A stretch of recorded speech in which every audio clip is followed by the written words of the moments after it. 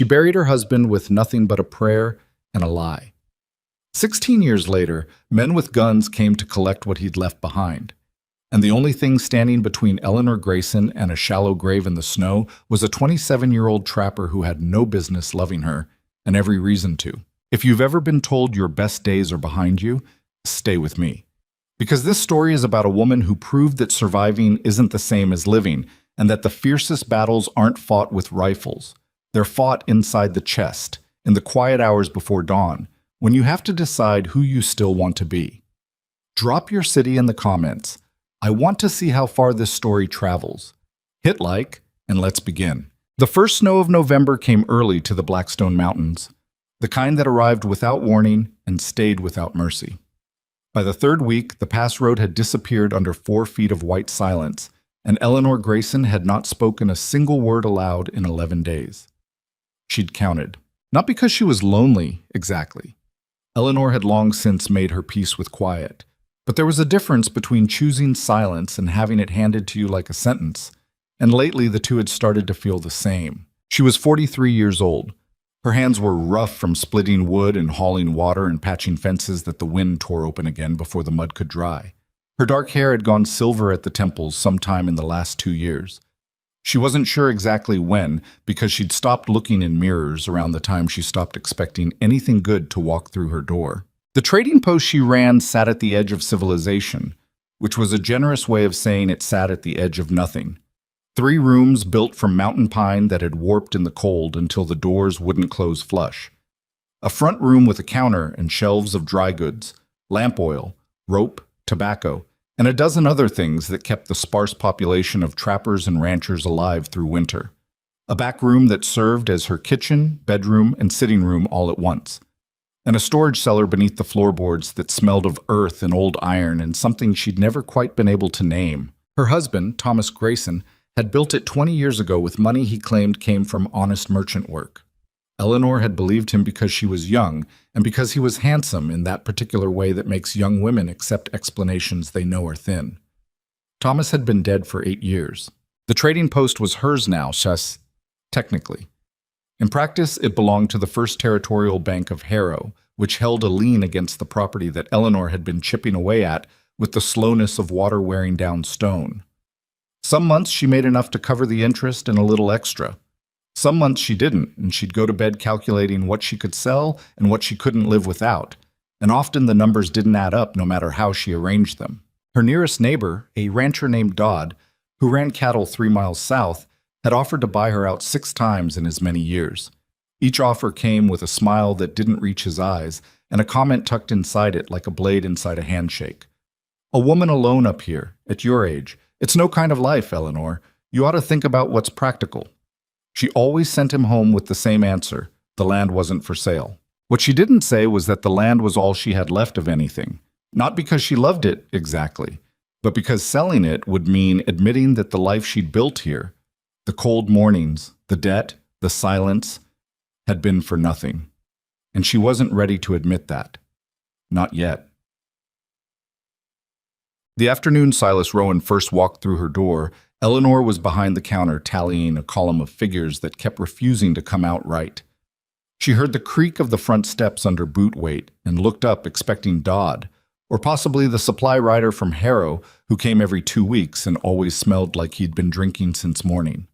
The man who ducked through her low doorway was neither. He was young. She clocked that immediately, the way you clock the weather. Late 20s, maybe. Tall enough that the doorframe caught the back of his hat brim, and he had to tilt his head on the way in.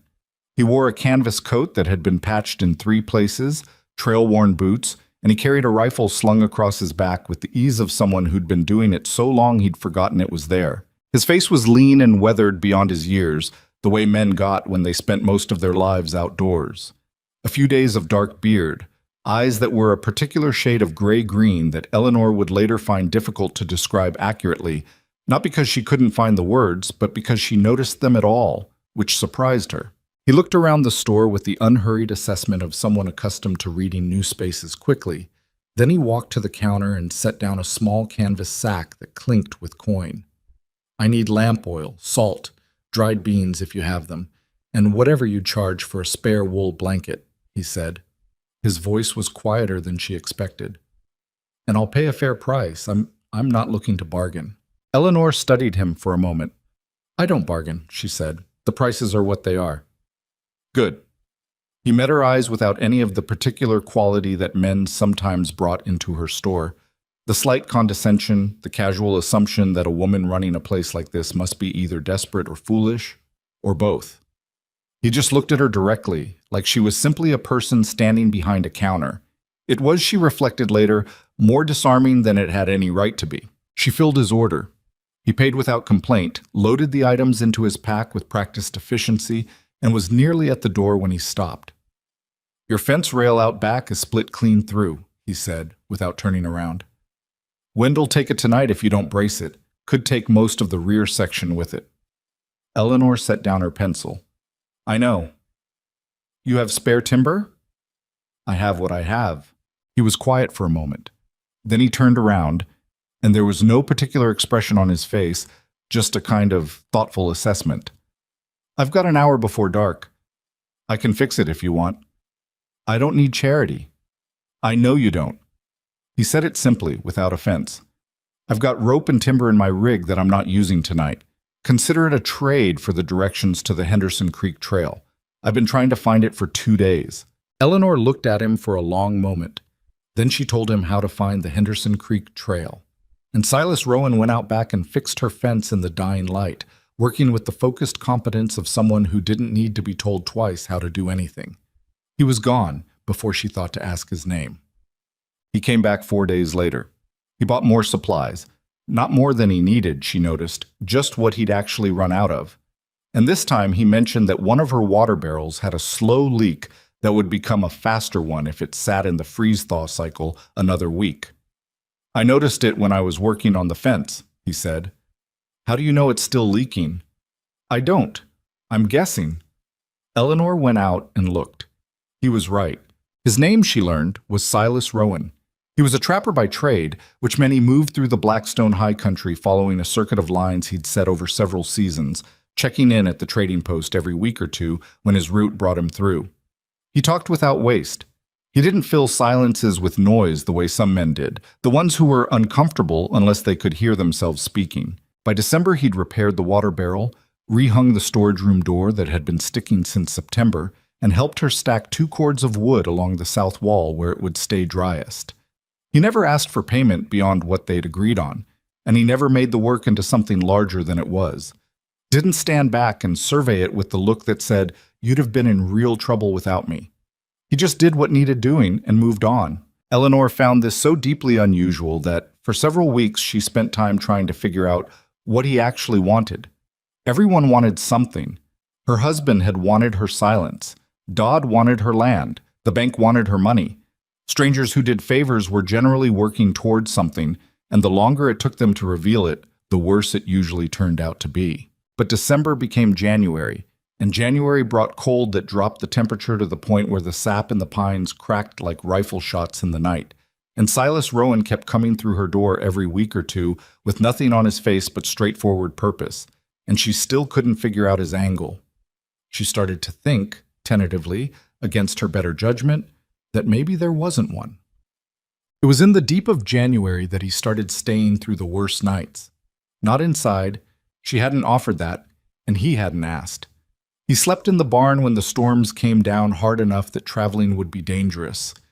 And in exchange, he kept the animals through the night, checking on the 2 horses and the small flock of goats that Eleanor relied on for milk, and that were prone to a variety of catastrophes in extreme cold. She was aware that she should probably put a stop to it, not because she thought he had bad intentions, but because she could feel herself getting used to it.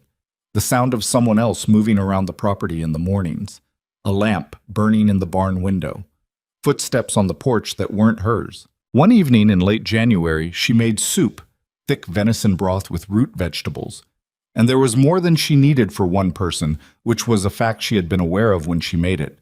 She stood in her kitchen for 10 minutes arguing with herself about it, and then she went to the barn door and knocked. "Soup's on if you want it," she said through the wood. A pause. Then, "I'll be in directly."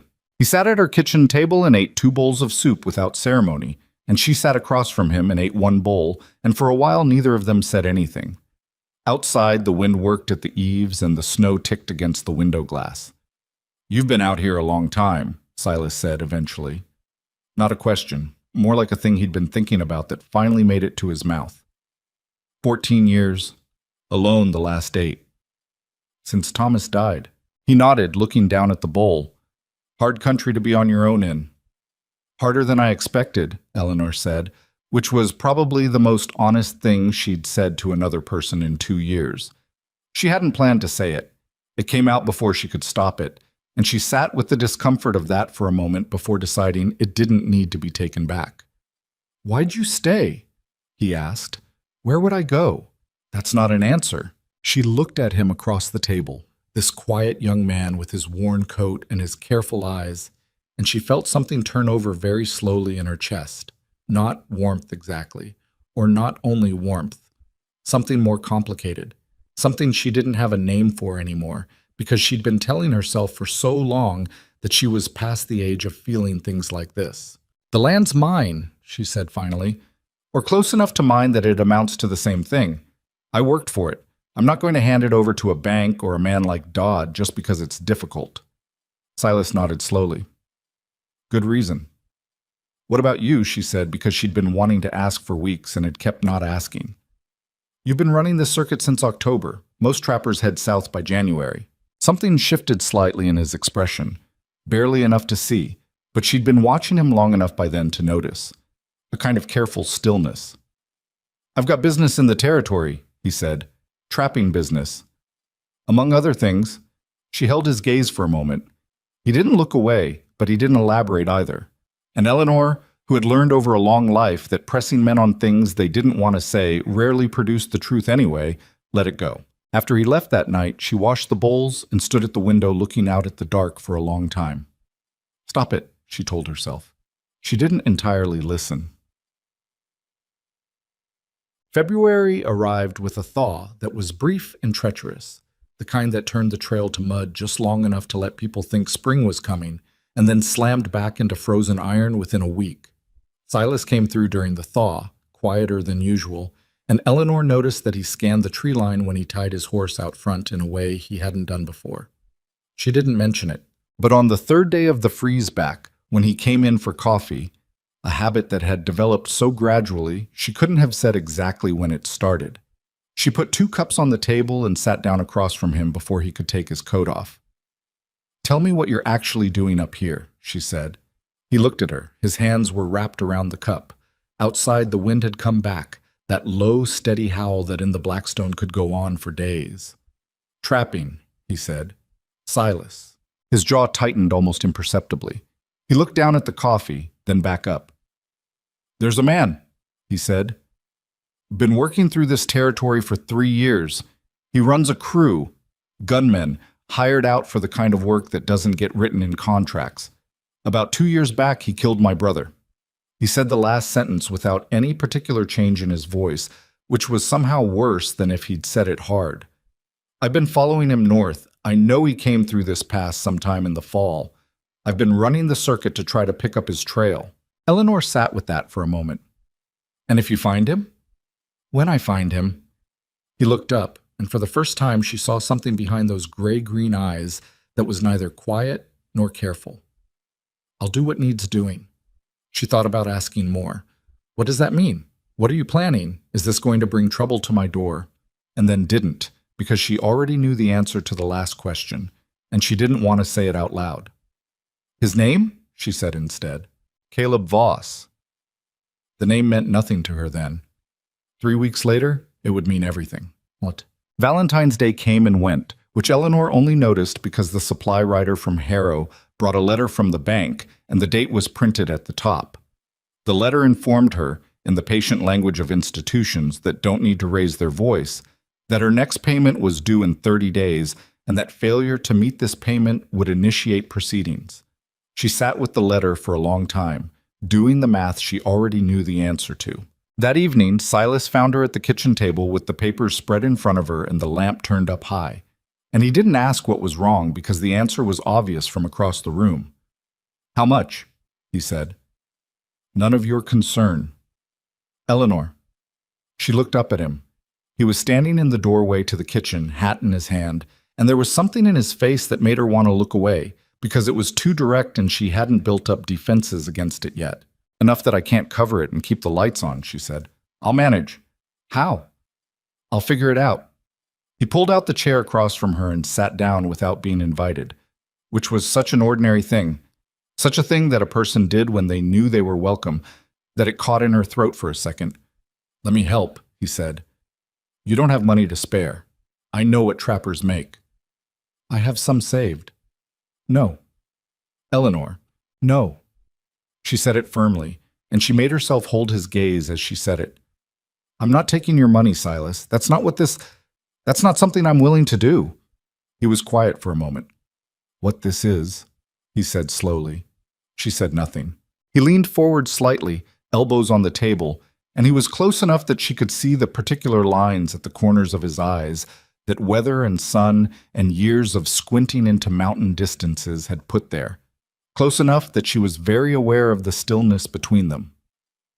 I don't know exactly how to say this, he said carefully, like someone choosing their footing on uncertain ground, in a way that you'll hear without deciding I'm foolish or you need to set me straight.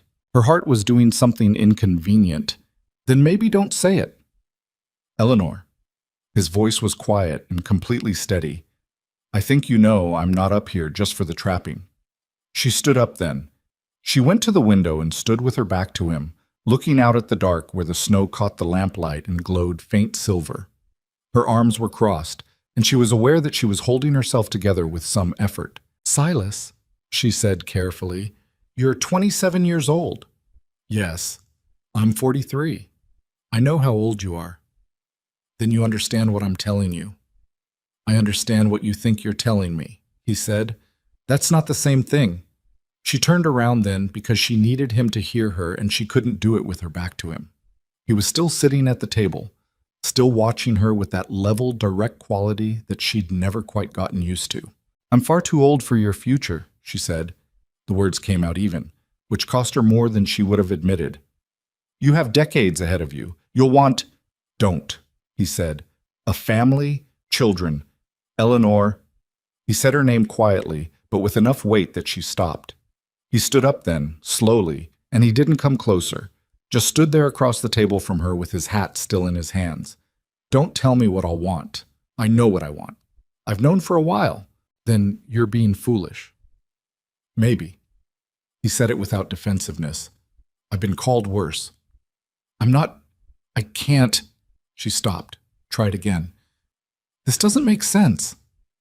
Most things that matter don't, he said. Right away. She looked at him across the kitchen of her worn-down trading post in the middle of the frozen Blackstone Mountains, this young man who fixed her fences and ate her soup and had spent 4 months proving with nothing but his actions that he meant exactly what he said. And she felt that complicated thing turn over in her chest again, and this time it turned hard. You don't know me, she said, and she was angry, not at him, or not only at him, but at the whole impossible arithmetic of it. You don't know what I'm like when things get bad. You don't know how tired I am most days. You don't know... I know enough, he said, and I'd like to learn the rest. The wind worked at the eaves, snow ticked against the glass. Eleanor Grayson stood in her kitchen and looked at Silas Rowan and could not find a single thing to say that felt true and also safe at the same time. She was still trying to find it when they heard the horses. Not one horse, not two. Many. Moving fast up the trail from the south. Silas's hand went to his rifle before she could draw another breath, and whatever had been happening in her kitchen, whatever fragile, complicated thing had been finding its shape in the space between them, vanished into the cold clarity of the sound of men riding hard in the dark. Put out the lamp, Silas said quietly. Eleanor moved without being told to. The trading post went dark, and out of the black winter night, Caleb Voss arrived to collect what the mountains owed him. The lamp had been out for less than 30 seconds when the first rider reached the front of the property. Eleanor stood in the dark kitchen with her back pressed against the far wall, breathing through her nose in slow, deliberate pulls the way she'd taught herself to do years ago during the bad winters when panic was a luxury she couldn't afford. Her eyes were adjusting. Silas had moved to the front room without making a sound, and she could just make out his silhouette beside the window, rifle already off his shoulder, his body tilted to see through the gap between the shutter and the frame. She counted hoofbeats. 6 horses? Maybe 7. They'd come off the main trail and pulled up in the yard without any attempt at quiet, which told her something right away. Men who rode in silence were men who were worried about being heard. Men who rode in like this, loud, unhurried, careless, were men who didn't think they had anything to worry about. That was worse. "How many can you see?" she said, barely above a whisper. 5 in front. Could be more around the side. He didn't move from the window. "You have a weapon back there?" "Thomas's old shotgun. Under the counter." "Get it." She went to the counter by feel, pulling open the lower panel and reaching into the dark until her hands found the familiar weight of it. It hadn't been fired in 2 years, and she wasn't sure about the shells, but it was something solid and heavy, and right now solid and heavy was what she needed. Outside, one of the riders swung down from his horse. She heard boots on packed snow, then on the porch steps, then a fist on her front door. Not a knock exactly, more like someone establishing ownership of a surface that didn't belong to them yet. Eleanor Grayson. The voice was male, mid-range, with a flatness to it that suggested he said most things the same way regardless of the content. "We know you're in there. Saw your lamp go out. Open the door or we'll open it ourselves, and I promise you our way makes more of a mess." Silas looked back at her across the dark room. She could see enough of his face to read the question. She shook her head once. "Not yet." "Last time I'm asking politely," the voice said. "I heard you the first time," Eleanor called back, louder than she felt. She came around the counter and stood in the middle of the front room, shotgun low at her side, and she was glad it was dark because her hands were shaking slightly, and she didn't want Silas to see it. "I'm not in the habit of opening my door to strangers in the middle of the night. You want to buy something? Come back in the morning." A pause. Then, almost amused, "We're not here to buy anything." "Then what are you here for?" "Have a conversation with you about property rights." Another pause, longer this time. "And about a man named Thomas Grayson." The name hit her differently than she expected. Not like grief, she was long past that, but like a cold hand laid flat against the back of her neck. She kept her face still even though there was no one in front of her who could see it. "Thomas Grayson has been dead 8 years, she said. "Yes, ma'am, we know that too." Silas had gone very still by the window. Eleanor looked at him and found him already looking at her, and in the dim light coming through the gap in the shutters, she couldn't read his expression well, but she could see that his jaw was set and his hand on the rifle was not relaxed. "Open the door, Mrs. Grayson," the voice said. "We'll explain everything. You have my word, nobody gets hurt tonight as long as you cooperate." Words like cooperate from men who rode in 8 to a property at night. She had been in enough hard situations to know that word was doing a lot of heavy lifting. She crossed to the door and lifted the bolt. Silas shifted position immediately, putting himself at an angle to the door where he'd have a sightline the moment it opened. She registered this without looking directly at him, the way you register someone's breathing in a dark room, peripherally, by instinct. She opened the door. The man standing on her porch was not what she'd pictured from the voice. She'd pictured someone older, heavier, more obviously dangerous in the blunt way that a rock or a closed fist was dangerous. Caleb Voss was none of those things. He was perhaps 40, lean as wire, with a face that had been handsome once and had gone sharp instead of soft as he aged. He wore a good coat, better than anything men out here usually wore, and a hat with the brim level, not pulled down the way men pulled theirs when they were uncertain. He stood on her porch like a man who expected the world to arrange itself around him, and was frequently correct about this. Behind him, 4 men waited at the base of the steps. She could see more shapes at the edges of the yard. Voss looked at her for a moment. Not the way men sometimes looked at women, cataloging and assessing, but a different kind of survey, cooler and more thorough. Then his eyes moved past her into the dark of the store, and she saw the smallest change in his expression. "You've got company," he said. "I've got a shotgun," she said. Same difference. Something like appreciation crossed his face, brief as a cloud shadow. "Mrs. Grayson, I'm Caleb Voss. I'm going to be straight with you because I find it saves time. I don't have anything personal against you. But your husband, God rest him, Made some decisions before he died that created a situation. And that situation has followed me north to your door. Now." He tilted his head slightly. "Can we talk about this inside, or would you prefer the whole conversation happen on the porch where it's 17 degrees? She stepped back from the door because there was no good alternative. Voss came in alone, which told her he was either very confident or very reckless, and from what she'd already seen, she suspected it was the former. He stopped just inside the door, letting his eyes adjust, and then he saw Silas standing in the shadows with the rifle, and he went absolutely still. The stillness lasted maybe 3 seconds. Then something happened to Voss's face that was not quite an expression, more like the shadow of one, there and gone before she could name it. "Well," he said quietly, "I'll be damned." Silas said nothing. The rifle didn't move. "You're a long way from the Powder River, Rowan." Voss said the name with the particular casualness of someone demonstrating that they aren't surprised, which meant they were. "Didn't expect to find you up here in the woman's trading post." "I go where I need to go," Silas said. "Sure you do." Voss turned back to Eleanor with the careful movement of a man making certain not to do anything that looked sudden. "You know who this is, Mrs. Grayson, the man standing in your store?" "I know who he is." "Do you know what he does? Beyond fixing fences, I mean." "Caleb." Silas's voice had a quality she hadn't heard from him before, flat and cold in the way that a river went flat before it dropped. "Say what you came to say." Voss looked between them for a moment.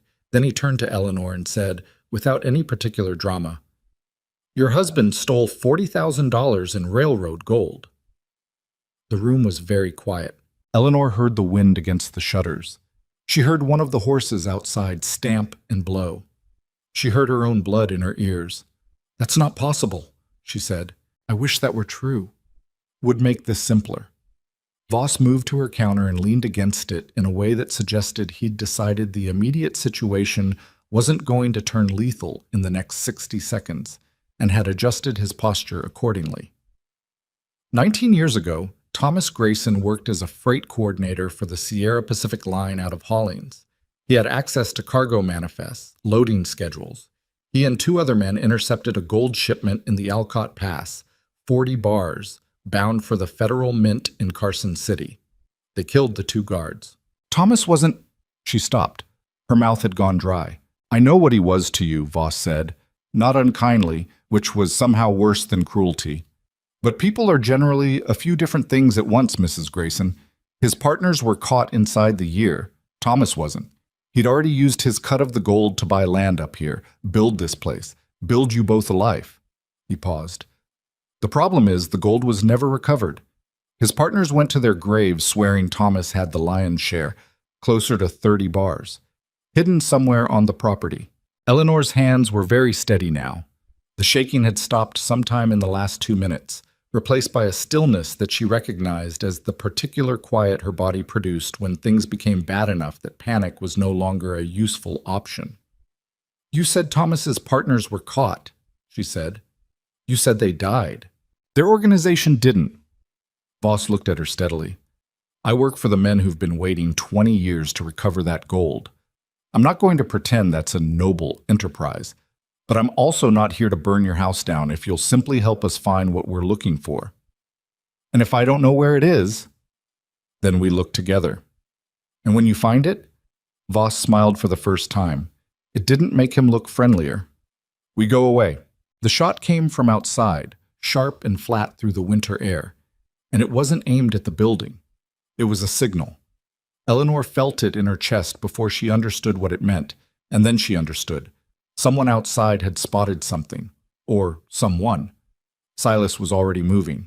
"Down," he said, and Eleanor dropped behind the counter on instinct as he put himself beside the front window and looked out fast, then pulled back. "2 men coming around the east side," he said. "They found my horse." Voss had straightened from the counter. The easy manner was gone, replaced by something faster and more angular. "Rowan, this doesn't have to—" Silas kicked the front door open and fired twice into the yard. Everything came apart at once. The sound of the rifle in the enclosed porch was enormous, and Eleanor heard men shouting outside and boots on the steps, and she came up from behind the counter with the shotgun, and she fired without entirely thinking about it toward the shape that appeared in the doorway, Not Voss, someone else. One of the men from outside who'd come in behind the noise. The blast took him in the shoulder and he went backward off the porch. Her ears were ringing. She pumped the shotgun and her hands worked even though she couldn't feel them properly. Silas had gone out the front. She could hear shooting. His rifle, then other guns, then silence, then his rifle again. Glass broke in the back room. She turned and saw a shape at the rear window, and she brought the shotgun up and the shape disappeared. Then Voss's voice, from somewhere outside, carrying over the confusion with the practiced ease of a man who'd given orders in chaotic places before. Pull back! Pull back! We're done for tonight. More shouting, a horse screaming somewhere. Busos, the high panicked sound of an animal that has heard too many guns too close. Then hoofbeats, multiple sets, moving away south down the trail and diminishing. Then quiet. The kind of quiet that comes after violence, which is different from every other kind. Eleanor stood in the middle of her front room with the shotgun in her hands and broken glass on the floor and a smell in the air that she recognized from nowhere, except that it was unmistakable once you'd been in a room where guns had been fired. Her ears were still ringing, a high, thin note like a wire pulled taut. Silas came back through the front door. He was bleeding from a cut on his left forearm. She could see the dark stain spreading through the canvas of his coat, and he was breathing harder than she'd ever seen him breathe before. He looked at her first, right away, before anything else. "You're hurt," she said. "It's nothing serious." He looked around the room quickly. The broken glass, the door hanging at a wrong angle, a lamp that had fallen and somehow not caught fire. "You're all right?" "I'm all right." He let out a breath. Then he went to the window and looked out at the dark yard for a long moment. "They'll be back," he said. "I know. Voss doesn't give up. He'll come back with more men and a different approach." He turned from the window. "We have to decide what we're going to do." Eleanor set the shotgun on the counter. Her hands were shaking again now, which she found almost a relief. It meant her body was returning to normal operation, processing the aftermath. She'd rather shake now than during. "Tell me about Caleb Voss," she said. "Not what he told me in there. Tell me what you know." Silas came away from the window and sat down heavily in the chair by the cold stove. He pressed the back of his hand against the cut on his arm for a moment, checking how bad it was, then apparently decided it could wait. "Voss runs enforcement for a man named Aldrich Crane," he said. "Crane has money in a dozen things: cattle, freight, some mining operations. But the money he cares about is the kind that doesn't get written down. Gold, mostly. He's been financing recovery operations for stolen shipments for 15 years. He sends Voss. Voss finds what he's looking for." A pause. "Usually." "And your brother?" Silas looked at his hands. "My brother was a Wells Fargo detective. He was investigating one of Crane's recovery operations, trying to build a case against Voss specifically. He got too close." His voice remained even, but something beneath it was not. "They found him in a dry creek bed outside of Reno, December, 2 years ago." "I'm sorry. I'd been following Voss's trail for a year before I came through this pass." He looked up at her. "I didn't know about your husband. I didn't know any of this was here. I want you to understand that." "I believe you." He nodded. Then, "You didn't know about Thomas." She thought about how to answer that honestly. "I knew things didn't always add up," she said slowly. "The money for this property came faster than it should have from honest merchant work. There were times he'd go quiet about certain things in a way that I learned not to press on." She looked at the wall, at nothing in particular. "I told myself the explanation was something small, something ordinary that he was embarrassed about, a debt or a bad deal he didn't want to admit to." She was quiet for a moment. "I wanted the explanation to be small." Silas said nothing, which was the right thing. "He was a decent enough husband," she said, and she was aware of how much was compressed into that word enough and what it cost her to say it simply and without decoration. "Not a warm man, not someone who made the winters shorter, but he worked hard and he didn't raise his hand and he didn't leave." A pause. "Or I thought he didn't leave." She caught herself on the last sentence, hearing it land wrong, and then left it where it fell because this was not the time for that particular door. "We need to search the property," Silas said, "for the gold. If it exists, and I think it does, Voss is going to tear this place apart looking for it. Better we find it first. At least then we have something to work with. Work with how? He leaned forward, elbows on his knees. I don't know yet, but empty hands are worse than full ones. She looked at him across the cold kitchen. This man who was bleeding from her fight, who had come north to chase one ghost and stumbled into hers, who had looked at her an hour ago across this same table with something real and complicated in his eyes and told her he knew what he wanted. She thought about the distance between the person she'd been for the last 8 years, careful, contracted, useful in a functional way, and whatever was on the other side of a night like this. There's a cellar, she said. He looked up. Beneath the storage room. Thomas built it the first year. I use it for root vegetables in summer, but there's a section in the back, a wall that doesn't match the rest of the construction. I always figured it was just poor carpentry. She stopped. I never looked at it as anything else. Silas stood up. Show me, he said. They took the lamp, low, with the shutters on the windows, and went through the back room to the narrow panel in the floor that opened onto the cellar steps. The air coming up was cold and dark and smelled of turned earth and old wood, and Eleanor led the way down because she knew where to put her feet. The cellar was maybe 15 feet by 12, with rough-cut timber walls and a dirt floor that stayed cold enough year-round to keep things from spoiling badly. Eleanor moved to the back wall with the lamp held up. In its light, the difference was obvious once you looked for it. The back wall was newer timber, cut differently, fitted together with a precision that the rest of the cellar didn't have. Silas came up beside her. He ran his hand along the seam where the wall met the floor, pressing in different places, working his way left until his hand stopped. He pressed, and something gave. Not much. Half an inch? A slight pivot, but enough that they could see the seam of a door that had been built to look like a wall. Silas found the edge with his fingers and pulled. The door swung outward on hinges that had been greased recently enough that they barely made a sound, which told Eleanor something that made her stomach drop. Thomas had greased those hinges. Not years ago. Months before he died, or whenever the last time was that he'd opened this. Beyond the door was a space the size of a large wardrobe, dug back into the earth. And on the floor of that space, sitting in the dirt under 8 years of dust and the quiet dark, was a heavy iron chest with a bar lock that had been bolted from the outside. They looked at it for a moment without speaking. "Can you open it?" Eleanor said. Silas pulled his belt knife and worked it into the lock mechanism. It was old and the cold had contracted the metal, and it took him 4 minutes of working that she could see cost him something with his injured arm. Then the lock turned and he lifted the lid. Gold bars. Dull and dense and stacked in 3 layers, filling the chest to within an inch of the top. She didn't know exactly what she'd expected.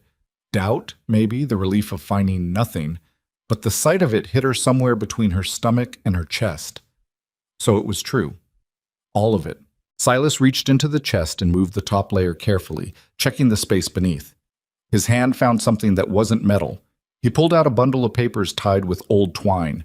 Letters, maybe 30 of them, the envelopes worn at the edges, the ink on the topmost one faded, but readable. He looked at her. She looked at the letters. "You don't have to read them tonight," he said. "Hand them to me." He did. The top letter was addressed in Thomas's handwriting. She knew it immediately, the tight, slanted script he used. But it wasn't addressed to her.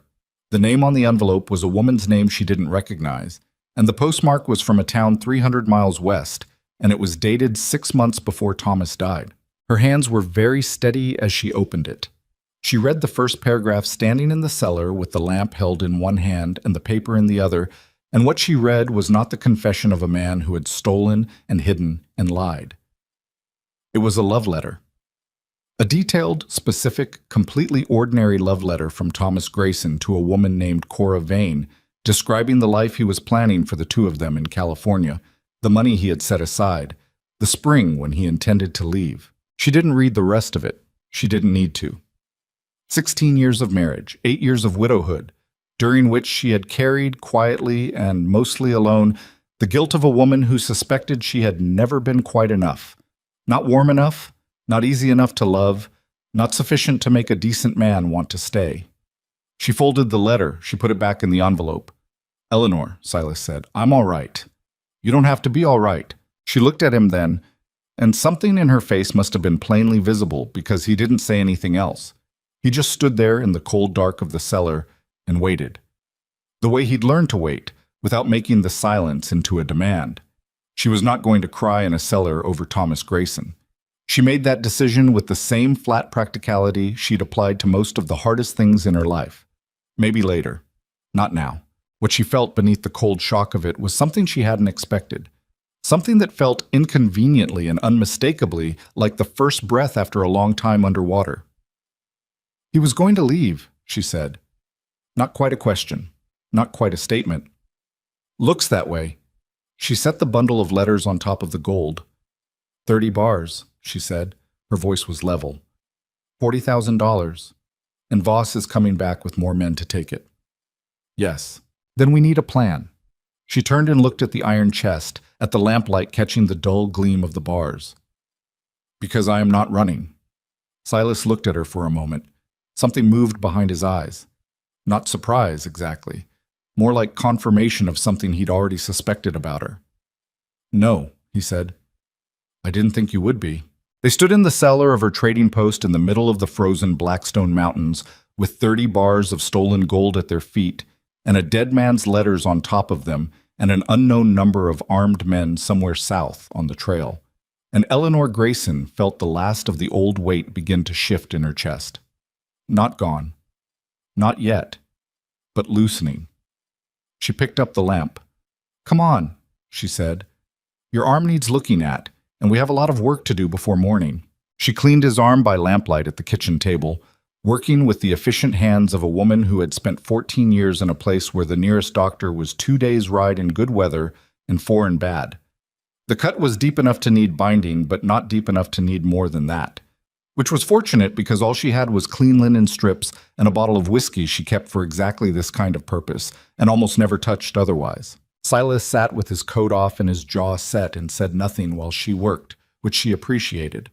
Men who made noise about pain were harder to treat because you spent half your attention managing them instead of the wound. "Hold still," she said, pulling the linen tight. "I am holding still." "You're flinching. That's not the same as not holding still." She tied off the bandage and sat back.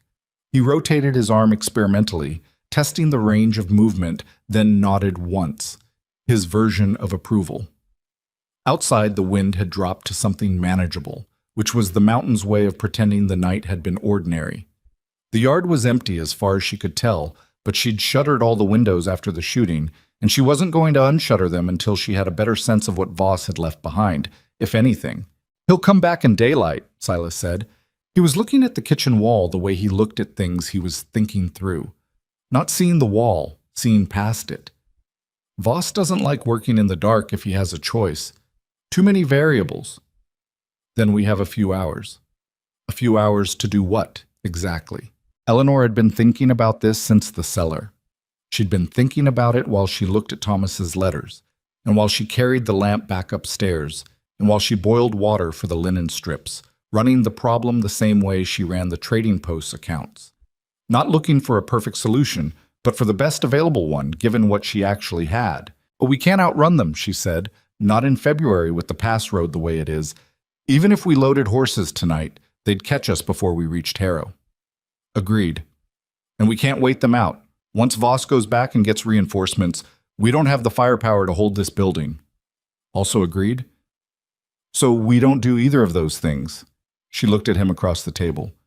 "We make them come to us on terms we've set, not theirs." Silas was quiet for a moment. "You're talking about using the gold." "I'm talking about using everything." The plan she laid out over the next hour was not elegant. She would have been the first to say so. It had the rough shape of something built from available materials rather than ideal ones, which was the only kind of plan she'd ever trusted anyway. Elegant plans required circumstances to cooperate, and circumstances had never cooperated with Eleanor Grayson in her life. What she proposed was this. They would spend the remaining dark hours reinforcing the trading post as a defensible position, not because they intended to fight from it indefinitely, but because they needed Voss to believe they were dug in for a siege. Meanwhile, they would identify every exit from the property, including the one she'd never told anyone about. "What exit?" Silas said. "Thomas didn't just build a hidden cellar," she said. He built a way out of it. She explained about the tunnel. She'd found it by accident 3 years into her widowhood, moving barrels in the cellar's back section and discovering that the earth behind the false wall didn't just conceal the iron chest. It concealed a passage, narrow and low, that ran approximately 60 feet north-northeast before emerging behind a rock shelf at the base of the ridge. Thomas had shored it up with timber, well enough that it had survived 8 winters without collapsing. She had no idea when he dug it or how, only that he had, and that she'd kept it to herself in the unexamined way. You kept things that felt like a secret even when you didn't know what they were a secret from. Now she knew. Silas listened to all of this without interrupting. When she finished, he said, "He built a hidden cellar, filled it with stolen gold, and dug a tunnel out of it." "Yes. And you stayed in this house for 8 years. "I didn't know about the gold." "I know." He rubbed his face with his good hand. I'm not saying it to criticize you, Eleanor. I'm just—" He stopped, started again. Thomas Grayson was a more complicated man than I expected. "He was a more complicated man than I expected too," she said. "And I was married to him." Silas looked at her for a moment, reading something in her face, and then he nodded and let it go. "The tunnel is our exit," he said, "if we need it. When we need it." "When we need it." He accepted the correction. "But if we're going to use the gold as leverage, we need to move it first. Or some of it. We can't carry all 30 bars through a 60-foot tunnel." "We don't need all 30 bars," she said. "We need enough to make Voss believe he's winning." He looked at her steadily. "Walk me through it. Voss wants the gold. That's what he came for. The reason we're still alive is that he doesn't know exactly where it is. He knows it's somewhere on the property, and he needs us cooperative enough to help him find it. If he believed he could get it without us, he'd have already burned the building." She paused. "So, we let him find the cellar. We let him find the chest, but we make sure that when he opens it, he finds only part of what was there. And the rest goes with us, through the tunnel." Silas turned this over. She could see him checking it for holes, which was what she'd been doing since the cellar, and she already knew what the largest hole was. "It only works," he said slowly, "if Voss doesn't pursue. If he's satisfied with what's in the chest and lets us go." "He won't be satisfied," she said. "Voss doesn't strike me as a man who accepts partial payment." "Then what's the point of—" "The point is the distraction. The point is the time it buys us while he's down in the cellar, counting bars and calculating how many are missing. That time is the difference between getting through the tunnel before they circle the building and not getting through it." Silas sat with this for a long moment. Outside, the wind picked up briefly, rattling the shutter on the back window, then dropped again. "It might work," he said, in the tone of someone who thought it might not. "It's what we have," she said. They worked through the rest of the dark hours with the focused grimness of two people who know they won't get more sleep but don't say so out loud. Silas reinforced the front door with a timber bar and used what lumber she had in the storage room to shore up the east-facing shutters, which were the oldest and most likely to fail. Eleanor went to the cellar and spent an hour in the cold transferring gold bars from the iron chest into 2 canvas supply sacks, choosing the largest she could carry and still move at reasonable speed. She left 14 bars in the chest, rearranged to fill the visible top layer, the way you arrange the last few items in a depleted pantry to make the shelves look fuller than they were. While she worked, she found herself picking up Thomas's letters without intending to. She didn't read them again. She just sat there on the cold dirt floor with them in her hands for a minute or two, feeling their weight, which was less than she'd expected for something that had taken so much from her. Then she put them back on top of the remaining gold bars and closed the chest and relatched the lock. She thought about what it meant that he'd planned to leave. She turned it over the way you turned a stone over to see what lived underneath, and she found, to her own careful surprise, that the thing living underneath wasn't what she'd expected. It wasn't grief. She'd done her grieving, or enough of it. It wasn't anger. Or it was anger, briefly, and then the anger passed through her like weather and left something quieter in its place. What she felt, sitting in the cellar in the dark with her dead husband's secret in her hands, was a kind of settling. The specific physical sensation of a weight being redistributed, not removed, but shifted to a place where it sat differently against her body. For 8 years she had carried the quiet, unspoken question of whether she had been insufficient, whether the coldness of their marriage had been her failing, whether a different woman, warmer or easier or less difficult in the particular ways Eleanor was difficult, might have made Thomas Grayson into the man she'd wanted him to be. The letters answered that question, and the answer was that she had never been the variable. She climbed back out of the cellar with the 2 canvas sacks over her shoulders and a straighter spine than she'd gone down with. Silas was in the front room when she came through, testing the shutter latches. He looked at her face when she came in and read something in it that made him not ask questions, which was the right instinct. "Ready?" he said instead. "Almost." She set the sacks down and went to the shelf behind her counter, where she kept the things she actually valued. Not inventory, but the small accumulated evidence of a life. A tin box with her mother's wedding ring in it. The deed to the property, folded in oilcloth. A photograph. One of the old kind where everyone looked stiff because they had to hold still so long, of herself and Thomas taken the year they moved to the mountains. She looked at the photograph for a moment, then left it where it was. She took the tin box and the deed. Dawn came in the way February dawns came in the Blackstone. Gray first, then slightly less gray. The darkness thinning rather than breaking, until there was just enough light to see by, and the shadows had retreated to the tree line. Silas came to stand beside her at the front window, both of them looking out at the yard and the trail and the tree line to the south. "How long do you think we have?" she said. "Voss will want full light. He had 2 men hurt last night, maybe 3. He'll need time to reorganize." He paused. 2 hours. Maybe 3. Then we wait. Waiting was the hardest part. Eleanor had always found this in every difficult situation she'd lived through. The action itself was manageable, even when it was terrible, because it absorbed all of you and left no room for anything else. It was the waiting before the action that let the fear back in through the cracks. She made coffee because the alternative was standing at the window until her legs gave out. Silas sat at the kitchen table and cleaned his rifle with the methodical care of a man who did it the way other men prayed. Not because he expected it to save him, but because it was the thing his hands knew how to do when his mind needed to be somewhere else. "Can I ask you something?" Eleanor said, her back to him, watching the coffee. "You can ask." "Last night, before they came." She paused, choosing words with care. "What you said." He didn't answer right away. She turned around and found him looking at her with the direct, uncomplicated honesty she'd spent months trying to find an ulterior motive behind, and never had. "I meant it," he said. "If that's what you're asking. I'm asking whether you've thought about what it would actually look like." "Some. I'm not easy to be around. I know that about myself." She said it without apology or performance. "I've been on my own a long time, and I've gotten set in how I do things, and I'm not going to change that because someone thinks I ought to be softer. I'm not asking you to be softer.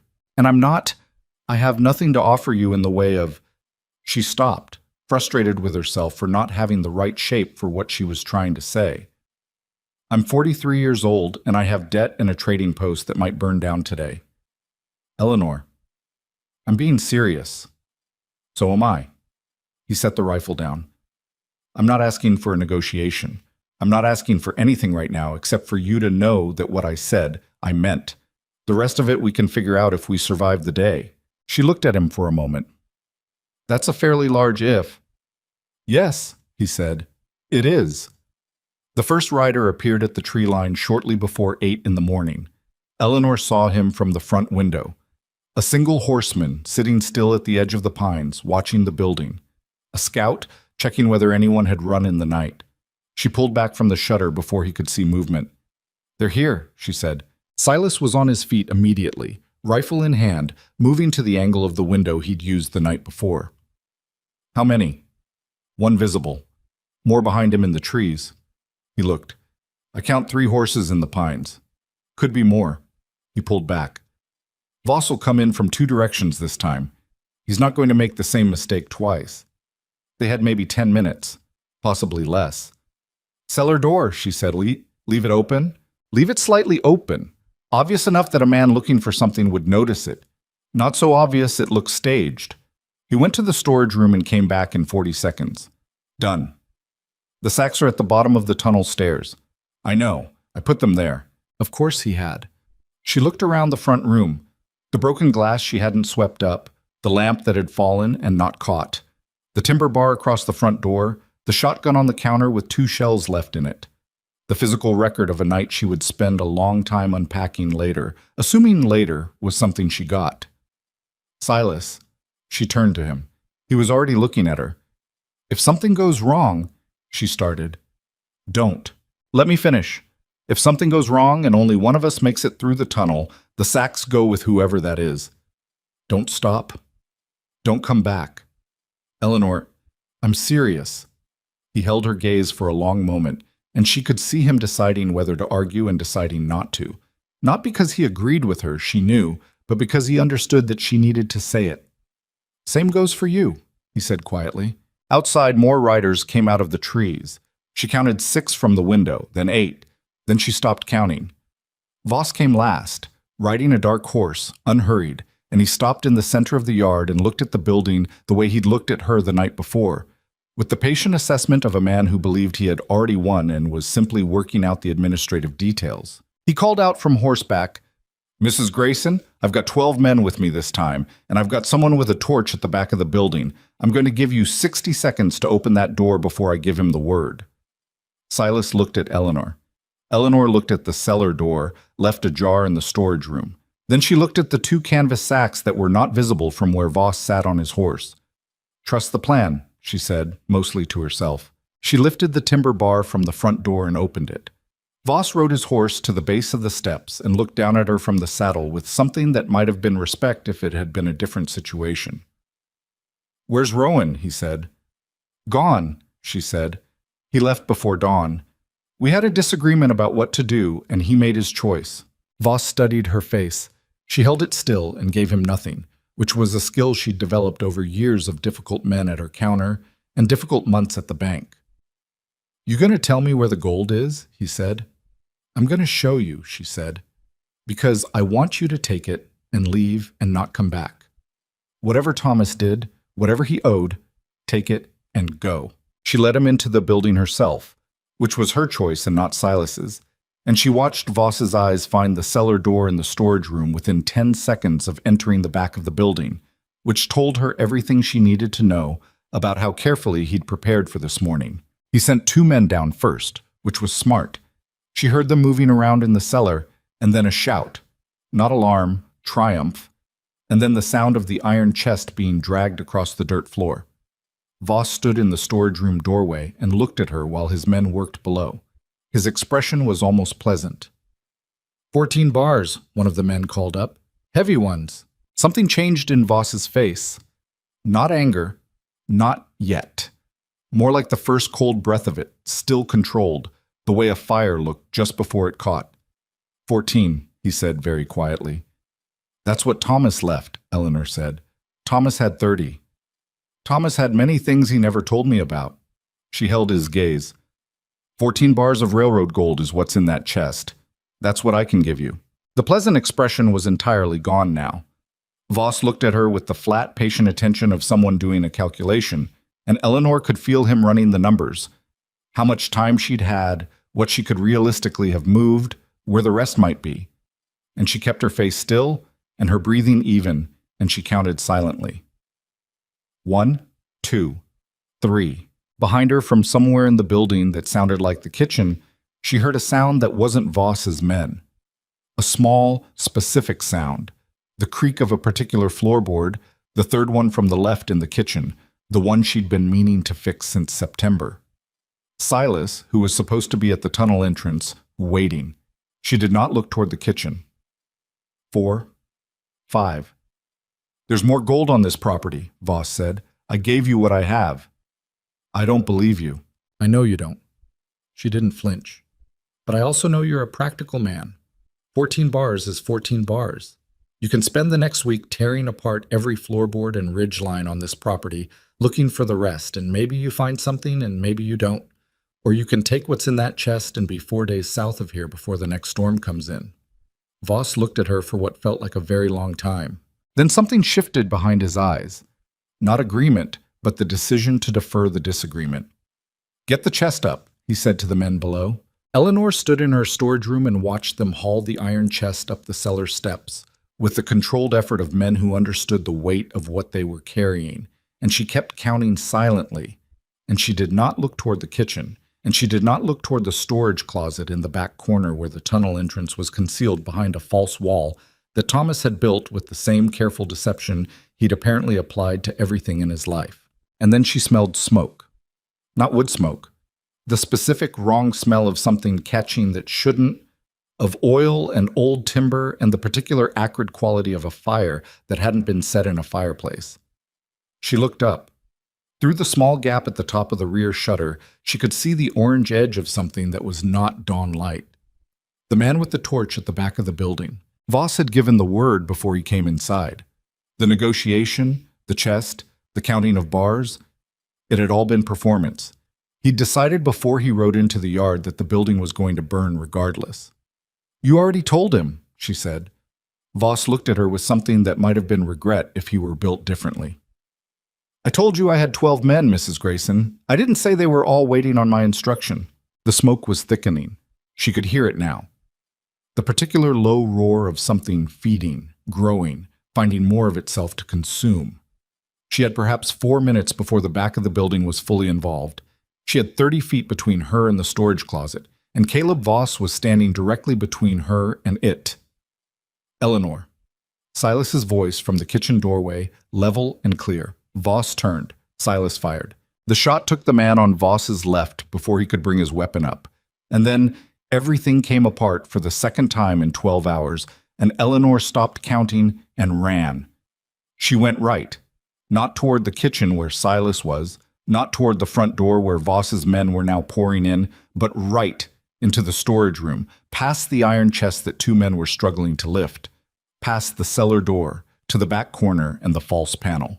She hit it with her shoulder and it gave, and she went through into the narrow dark beyond it, and her hands found the first canvas sack, and she got the strap over her shoulder, and then the second sack, and she was moving, bent low, into the tunnel, into the smell of cold earth and old timber, and somewhere behind her the sound of shooting and the growing sound of fire eating the building she had lived in for 14 years. She didn't stop. She didn't look back. 60 feet of dark, and the weight of the gold on her back, and the tunnel pressing in on both sides, and the cold coming up from the earth floor, and she kept moving. And somewhere behind her she heard the tunnel entrance open again, and footsteps, and she said nothing, asked nothing, just kept moving toward the cold air. She could already feel against her face from the other end. The rock shelf at the tunnel's exit was crusted with ice, and she came out of it on her hands and knees into the February morning, her breath clouding, the canvas sacks dragging across the frozen ground. She turned immediately, back to the rock face, and looked toward the building. The rear wall was burning openly now, orange and black, and the smoke was going straight up in the cold air like a signal. She could hear shouting from the front of the property, Voss's men, organizing, but not yet coming around the north side. She heard movement in the tunnel behind her. Silas came out of the rock shelf 2 seconds later, one arm braced against the tunnel wall, his rifle in his other hand, and there was blood on his face from somewhere that hadn't been bleeding before, and he looked at her with the concentrated focus of a man accounting for something he'd been worried about. "Go," he said. "Are you?" "I'm fine. Go." She went. Up the ridge, into the tree line, into the cold white of the Blackstone Mountains, with 30 bars of stolen gold on her back, and the sound of her burning trading post dropping away below her, and for the first time in 8 years, Eleanor Grayson was moving towards something instead of simply standing her ground. And the difference between those two things was something she felt all the way through her chest. Behind her, Silas matched her pace. Steady, present. The smoke rose above the tree line in a black column that she imagined could be seen for miles. Let them see it. Let Voss stand in her yard and watch her home burn and think he had won something. In the Blackstone Mountains, in February, the cold had a way of clarifying what actually mattered, and Eleanor Grayson had never been clearer in her life. The tree line swallowed them within 2 minutes of leaving the tunnel, and Eleanor didn't slow down until the slope leveled enough that running became possible without the risk of going down hard on the ice. The canvas sacks cut into her shoulders with the particular cruelty of dead weight in motion, and she could feel the cold working into her lungs with every breath, that sharp interior ache that meant the temperature was well below zero and the body was registering its objections. She didn't stop. Behind her, Silas moved without complaint, matching her pace through the pine stands and the broken terrain of the ridge's lower skirt. The blood on his face had come from a cut above his right eyebrow. She'd seen it clearly when he came out of the tunnel, and it had run down and dried in the cold into a dark line along his jaw that made him look worse than he probably was. She cataloged this the way she cataloged everything now, quickly and without dwelling, storing it for later when later was an available option. They climbed for 20 minutes before Silas touched her elbow, and she stopped. He stood still, listening. She listened too. Wind in the upper pines, the distant sound of something that might have been the fire still working on the trading post's bones, a raven calling from somewhere to the east. Nothing that sounded like men on horses. "They'll find the tunnel," he said quietly. His breath was heavy, but controlled. "Maybe 20 minutes before someone thinks to look at the north side of the ridge." "Will Voss come himself?" "Voss will come himself." No hesitation. "He's not going to send men to do something this personal. Not now." He looked back down the slope through the trees, calculating. "And he's going to be angry about the gold count. 14 bars is less than half of what he expected. He's going to want the rest, and he's going to want it badly enough to do something reckless." Eleanor shifted the sack on her left shoulder, trying to redistribute the weight. "Good." He looked at her. "Good?" "Reckless men make mistakes." He held her gaze for a moment, and something moved across his face that wasn't quite a smile, more like the acknowledgement of one. Then he looked up the slope. "There's a ridge line about a mile above us," he said. "I know it from the trapping circuit. It runs east along the face of the Blackstone before it drops into the Henderson Creek Valley. If we can get above it, we'll have the high ground and sight lines in 3 directions. And the 4th direction? Straight down, 200 feet of rock face." She considered this. "So we'd be cornered." "We'd be positioned," he said. "There's a difference. On flat ground with this much gold and 2 weapons between us, we lose. On that ridge, we control who gets close and from which direction." Eleanor looked up through the pines at the sky, which was the flat white of a February morning that hadn't decided yet whether it would snow. The cold was settling in her fingers despite her gloves, and she flexed them against the sack straps to keep the blood moving. "How long to reach it?" "At this pace with these sacks, 40 minutes, maybe 50. "Then we should move," she said. They moved. The climb was not the worst physical experience of Eleanor's life. That category was occupied by a 3-day illness she'd survived alone in her second winter at the trading post, when she'd been convinced for about 48 hours that she was going to die on her kitchen floor and be found in the spring thaw. But it was in the conversation. The slope steepened in the second half mile, transitioning from manageable grade to something that required hands-on rock in 2 places, and the gold made every upward step a negotiation between what her body wanted to do and what she was requiring it to do instead. She didn't ask for help.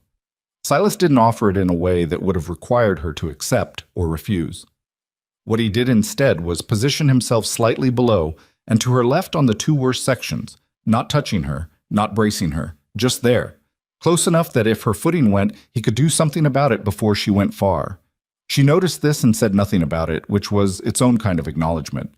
At the 50-minute mark, they came out onto the ridge. It was exactly what he'd described, a narrow shelf of exposed granite running east along the mountain face, maybe 8 feet wide at its broadest, with pine scrub at the back edge and open air at the front. From where she stood, Eleanor could see the valley floor far below, the dark line of the trail coming up from the south, and in the middle distance, a faint thread of black smoke rising from where her trading post had been. She looked at the smoke for a moment. Just a moment. Then she set the canvas sacks down against the back rock and stretched her shoulders and turned to look at the approach. The ridge was accessible from the west, the way they'd come, along a traverse that required single-file movement and offered no cover for at least 30 yards before the tree line. From the east, the shelf narrowed to nothing within 100 feet. Below, the rock face dropped sheer. Above, the mountain continued another 500 feet to bare stone and ice that nothing moved through in February. "You were right," she said. "It's a good position." "It's a defensible position," he said. "Not the same thing." "How many bullets do you have?" He checked without theater. 11 rounds for the rifle, 6 for my sidearm. I have 2 shells left in the shotgun." She looked at the shells, looked at the approach. 17 rounds total. against however many men Voss brought back. 12, he said last night. He lost at least one in the firefight at the building. Maybe two. Silas set his rifle against the rock face and used his good arm to push the hair back from the cut on his forehead, checking it by feel. Call it 10. 10 men and 17 rounds. Yes. So we need them to do most of the work for us. He looked at her with the expression she'd come to recognize as his version of surprise, which was a very subtle thing. Just a slight adjustment in the set of his eyes. What did you have in mind? She told him. He listened without interrupting, which she'd learned was not the same as agreeing, but meant he was taking it seriously. When she finished, he was quiet for a moment, looking at the western traverse. It could work, he said, with the same careful tone he'd used about the plan in the kitchen. If his lead men get close enough. They'll get close enough. Voss will send scouts first and come behind them. He won't expose himself until he thinks the position is manageable. And if they rush the traverse all at once instead of one or two at a time, then we use everything we have and hope the math works out better than it looks. He exhaled slowly through his nose. That's not a plan. That's a contingency. There's a difference? Yes, she said. A plan is what you intend to do. A contingency is what you do when the plan stops working. Every good plan has both. Silas looked at her for a moment with something on his face that she didn't have a precise name for and had stopped trying to name, because naming it felt like making a claim she wasn't ready to make in the middle of a ridge with 10 armed men somewhere below them. All right, he said. He picked up the rifle. Tell me where you want me. They positioned themselves with the sacks of gold against the back rock, visible from the traverse approach. Visible on purpose, the gold gleaming dully through the canvas where she'd opened the top of one sack slightly. Silas took the east edge of the shelf, where the rock gave him a natural brace for the rifle. Eleanor took the west side, closer to the traverse, with the shotgun and a pile of fist-sized rock she'd gathered from the ridge floor, because 2 shells only went so far, and the human instinct to avoid being hit by something thrown fast and hard didn't care much what that something was made of. They waited. Waiting the second time was different from waiting the first. The first time in the trading post, there had been the structure of a building around her and the comfort of familiar walls, and the possibility, however slim, that things might not come to violence. There was no such comfort on the ridge. The wind came across the open face steadily, not gusting, just a constant cold pressure that found every gap in her coat and her gloves and her collar. And the sky above had made up its mind about snow and was beginning to make good on it, fine, dry flakes that came sideways on the wind and didn't accumulate so much as sting. She was cold. She was tired in the specific dense way of a body that had been in sustained crisis for 14 hours. Her shoulders ached from the gold and her hands were stiff, and the cut on Silas's forehead had reopened slightly in the wind and was tracking a thin red line down the side of his face again. Neither of them talked much. There wasn't much to say that the situation hadn't already said. After a while, Silas said quietly, "For what it's worth. What I said in the kitchen, and again after." He was watching the traverse and not looking at her. "I want you to know it wasn't something I said because the circumstances seemed to call for it." "I know," she said.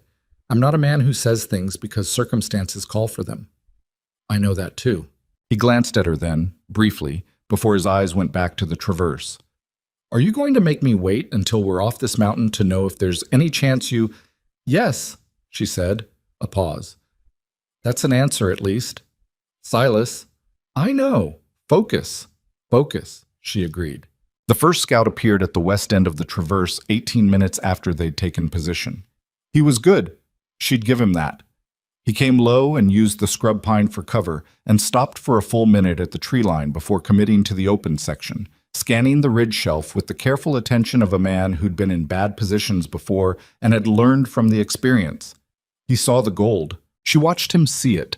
The slight forward tilt of his body, the brief stillness of someone recalibrating their assessment of the situation. He looked back toward the trees. A signal. Then he started across the traverse. Silas fired when the man was 15 feet onto the open section.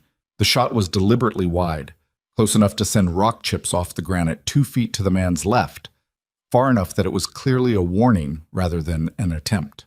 The scout dropped flat immediately, pressing himself against the rock, and from behind the tree line Eleanor heard voices, urgent, low.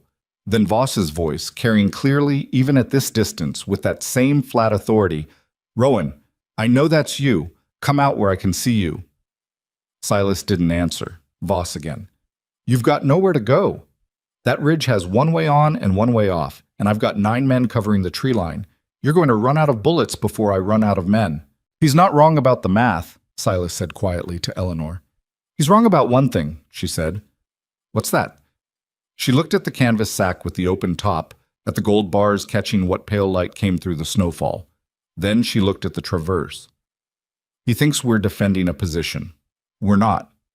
She picked up the heaviest bar from the top of the sack. It was dense and cold and required both hands. And she looked at Silas. "We're setting a trap."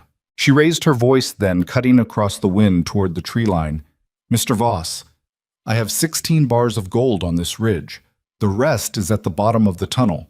You can collect it when you go back. I'm prepared to give you what I'm carrying in exchange for safe passage off this mountain." A long pause from the tree line. Then Voss, with the careful neutrality of a man running the math. "Come out where I can see you. Come up where I can see you," she said back. "Just you. Your men stay at the tree line." Another pause. Longer. She heard movement in the trees, men talking, repositioning. The scout on the traverse hadn't moved, still pressed flat against the rock, apparently deciding that the most intelligent thing he could do was stay exactly where he was until someone gave him a clear instruction to do otherwise. Then Voss appeared at the tree line. He came onto the traverse alone, which surprised her slightly. She hadn't actually expected him to do it, and for a moment she recalibrated her estimation of him. He was either very brave or very confident, or both. And she'd spent enough time reading men across a trading post counter to know that confidence and intelligence didn't always come in the same package, but in Voss's case she suspected they did, which made this more dangerous, not less. He came across at an unhurried walk, his coat open despite the cold, his hands visible and away from the sidearm on his right hip.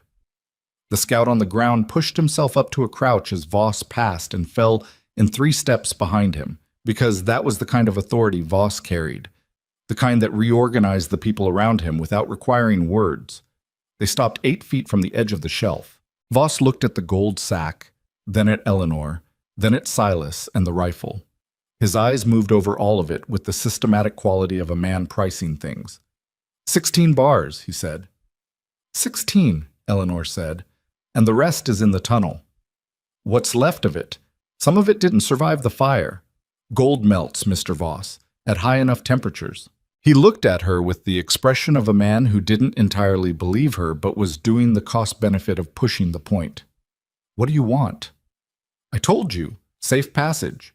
You take the gold on this ridge and what's in the tunnel, and you leave this mountain and don't come back." "And Rowan? He's not part of this negotiation." Voss glanced at Silas. Something moved between them. The specific, charged recognition of 2 men who have been on opposite sides of something for long enough that the opposition has become its own kind of relationship. "You killed my brother," Silas said. Not loud, just clear. "I've done a lot of things," Voss said, with a weariness that was almost honest. "Cole Rowan, Dry Creek bed outside Reno, December 2 years ago." Something happened in Voss's face. Not guilt. She didn't think guilt was an emotion Voss experienced with any regularity, but recognition. The specific quality of a man being presented with an accounting he knew was accurate. "Your brother was going to testify," Voss said. "I know what he was going to do." "It wasn't personal." "It never is," Silas said. "To you." Voss looked at him for a long moment. Then, with the sudden decisiveness of a man who has decided the conversation is over, he looked at Eleanor and said, "The gold." "It's yours," she said. She gestured toward the open sack. "Come and take it." Voss took 2 steps forward. Eleanor lifted the gold bar from beside her with both hands. The one she'd pulled from the sack 20 minutes ago, the heaviest one, the one she'd been holding against her leg where it wasn't visible from the traverse, and she threw it, not at his feet, not as a warning. She threw it at Caleb Voss with every ounce of force her arms and shoulders and 16 years of hauling wood and water and supply crates and fighting the Blackstone Mountains every single winter could generate, which turned out to be considerably more than Caleb Voss was prepared for. The bar was 12 inches long and weighed approximately 27 pounds, and it covered 8 feet in a flat, fast arc, and it caught him in the chest and upper stomach with a sound she felt more than heard, dense and final, like a door closing on something that had been open too long. Voss went backward, not stumbling, backward completely, his feet going out from under him and the air leaving his body in a single compressed sound, and he hit the rock shelf edge, and he went over it. Not over the 200-foot drop. The shelf was wider than that at his position, and what he went over was the outer lip of the granite shelf, down the first sharp break of the rock face, 15 feet of loose stone and ice before the terrain leveled briefly. She heard him hit. She heard him stop. The scout stood frozen for 1 full second. Silas shot him in the shoulder, and he sat down hard on the traverse and stayed there. From the tree line, shouting, men starting onto the traverse at once. She could see them coming, 3 in the first wave, and she grabbed the shotgun and fired the first shell into the rock face in front of the lead man. Not at him, in front of him, and the blast and the rock fragments were enough to make all 3 of them pull up short and go flat. Voss is down, Silas called out to the tree line, loud and deliberate. Your man on the traverse is hurt. If anyone else comes onto that rock, the next shot doesn't miss. Silence from the tree line. The particular silence of men without clear leadership making rapid individual calculations. Eleanor ejected the spent shell and loaded the last one with hands that were working on memory because she couldn't feel her fingers properly anymore. She looked at Silas. He was watching the tree line. His face was stone. How long do we hold, she said, low, until they decide it's not worth it? What if they decide it is? Then we find out what 17 rounds actually buys us. The wait was 4 minutes, which felt considerably longer. She watched the tree line and the traverse, and she watched the place where Voss had gone over the edge, where nothing moved now. The snow came down with the absolute indifference of weather, coating the traverse and the rock shelf and the still form of the scout who had sat down and not gotten back up. Then from the trees, the sound of horses. Multiple horses, moving, not toward the traverse, away from it, back down the slope the way they'd come. Silas kept the rifle up for another full minute after the sound faded. Then, slowly, he lowered it. Eleanor let out a breath that she'd apparently been holding for some time. They're gone, he said. For now, he agreed. He looked at the traverse, at the scout, at the edge where Voss had gone over. Then he looked at Eleanor with an expression that was complicated and tired, and something else she didn't try to read immediately. You threw a 27-pound gold bar at a man. I did. From 8 feet. It was closer to 8.5, I think. He stared at her. Eleanor, I had it positioned. I've been lifting things that weight for 15 years. She set the shotgun down and flexed her hands, trying to push feeling back into them. It worked.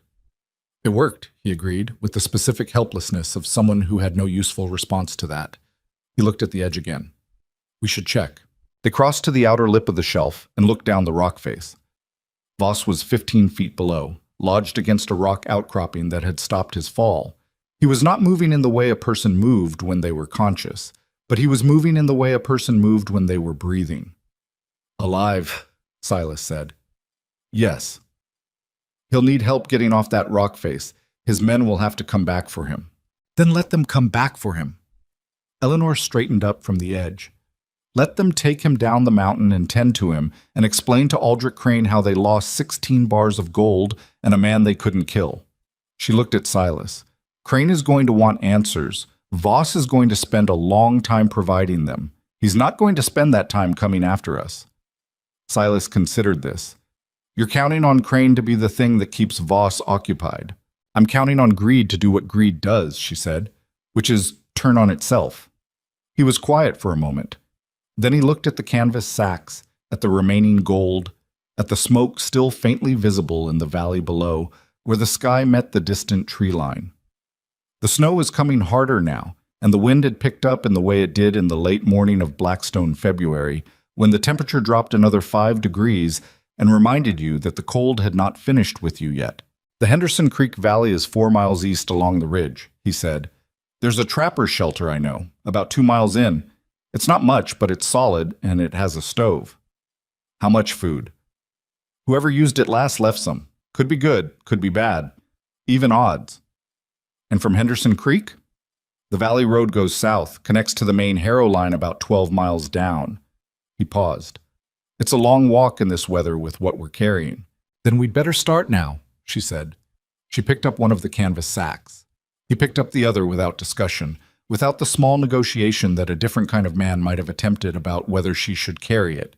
He just picked it up, the same way he fixed fences and rehung doors and showed up in bad weather, without making it into more than it was. They walked east along the ridge, into the snow, single file where the shelf narrowed and side by side where it widened, and they didn't talk for a while because the wind was in their faces, and talking into cold wind cost energy that neither of them had to spare. After a mile, when the terrain eased and the pines closed in enough to cut the wind, Silas said, "For what it's worth." She waited. "I've been in a few bad situations," he said. He was looking ahead at the trail. "Worse than this, maybe, in some ways. I've had people beside me in those situations who were competent, good under pressure, but—" He stopped, started again. "The way you think.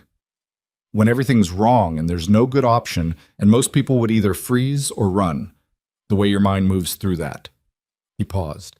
"I've not seen that in a lot of people." Eleanor walked for a moment with that sitting between them. "I've had a lot of practice," she said. "I know. I'm not saying it like it was easy for you." He glanced at her. "I'm saying it like it's something worth knowing about yourself."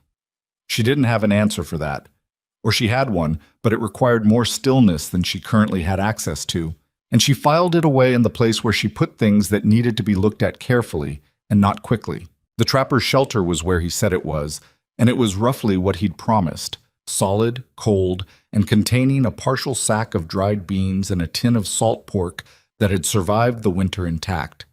The stove took 20 minutes to coax heat from because the flue was iced up, and Silas worked at it with his injured arm and his cold hands while Eleanor stacked the gold sacks against the back wall and sat down on the bench with her boots off, working, feeling back into her toes. When the stove finally caught and the warmth began to work its way out into the small space, they sat on either side of it with the beans heating in the pot and the wind talking at the roof, and neither of them said anything for a long time.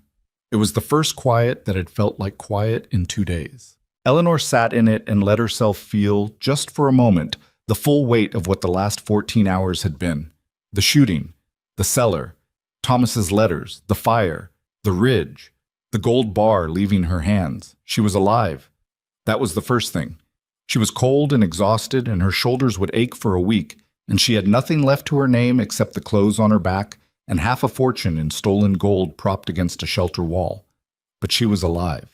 And across the stove from her, warming his hands and watching the beans, with the patient attention of a man who had decided where he wanted to be, was Silas Rowan. She looked at him in the firelight for a moment, this young man who had walked into her store in October with coin and no angle, and spent 4 months proving that some things were exactly what they looked like. "Silas," she said. He looked up. "Ask me again," she said. "What you were trying to ask on the ridge." He held her gaze. The fire made small sounds. Outside, the snow came down on the Blackstone Mountains with the total, unhurried commitment of something that had nowhere else to be. "Is there any chance," he said carefully, "that you might be willing to find out what this is?" Eleanor Grayson, who had survived a marriage and a widowhood and a mountain winter and a man named Caleb Voss and her own considerable reluctance, looked at Silas Rowan across a fire in a trapper's shelter in the high Blackstone and said, "Yes." Just that. It was enough. The beans were not good. Eleanor ate them anyway, because the body didn't care about quality when it cared about fuel, and she'd learned a long time ago not to confuse the two. Silas ate his portion without comment, which she appreciated. They sat on either side of the small stove in the trapper's shelter while the wind worked at the roof and the snow came down outside with the patient indifference of something that operated on a time scale that had nothing to do with human problems. The word she'd said, "yes," sat in the shelter between them with a weight that was different from the gold's weight. Heavier in some ways, more complicated. She was aware of it the way you were aware of a door you'd just opened into a room you hadn't been in for a very long time, and the air coming through was neither warm nor cold, just different, and you weren't sure yet what the room contained, but you'd committed to finding out. Silas didn't make a production of it. That was the thing she kept returning to about him, the qualities she'd spent months cataloging without admitting she was doing it. He didn't perform his feelings or require her to perform hers.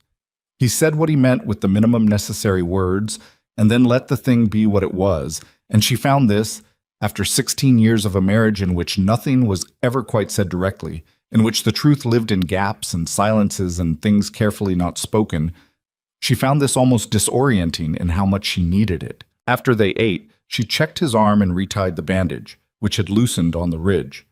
The cut was clean and had stopped bleeding properly, and would heal without further drama if he didn't do anything reckless with it, which was, she reflected, a significant caveat given the last 24 hours.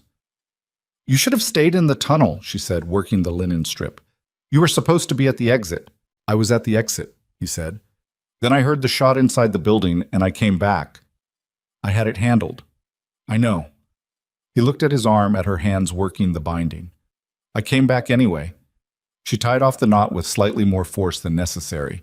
"That was stupid." "Yes," he agreed, completely without remorse. She looked up at him and found him watching her with that direct level quality that she'd stopped trying to deflect about 3 months ago without quite acknowledging the fact. She held his gaze for a moment and then went back to the knot, because some things were easier to feel when you weren't looking at them directly. "Don't do it again," she said. "Can't promise that," he said. "But I'll try." It was the honest answer. She'd have trusted him less if he'd promised. They slept in shifts that night, 2 hours on, 2 hours watching, because neither of them was convinced that Voss's men had gone far enough, or that the situation had resolved itself cleanly enough for both of them to sleep at once. The shelter was small enough that there wasn't much question of distance. She slept on the bench, and he sat against the wall near the stove and kept it fed. And when it was her turn to watch, she sat in the same spot, and he stretched out on the floor with his coat over him and was unconscious in under 3 minutes, which was the kind of thing a person could only do if they'd spent years learning to sleep in difficult circumstances. She sat in the dark and watched the fire's edge under the stove door and listened to the storm and did not think about Thomas. Exactly. She thought about the letters. She thought about the particular specific grief of finding out that the story you'd been telling yourself about your own life was missing a chapter. Not a small chapter, but a central one. The kind that changed the meaning of everything around it. What she landed on, after a long time of sitting with it in the dark, was this. Thomas Grayson had been a man who was running from something before she ever met him, and she had spent 16 years trying to make herself into something worth running toward. The failure wasn't hers. She'd known this, somewhere in the basement of herself, for years. But knowing something in the basement was different from knowing it in the rooms where you actually lived. Now she knew it in the rooms where she lived.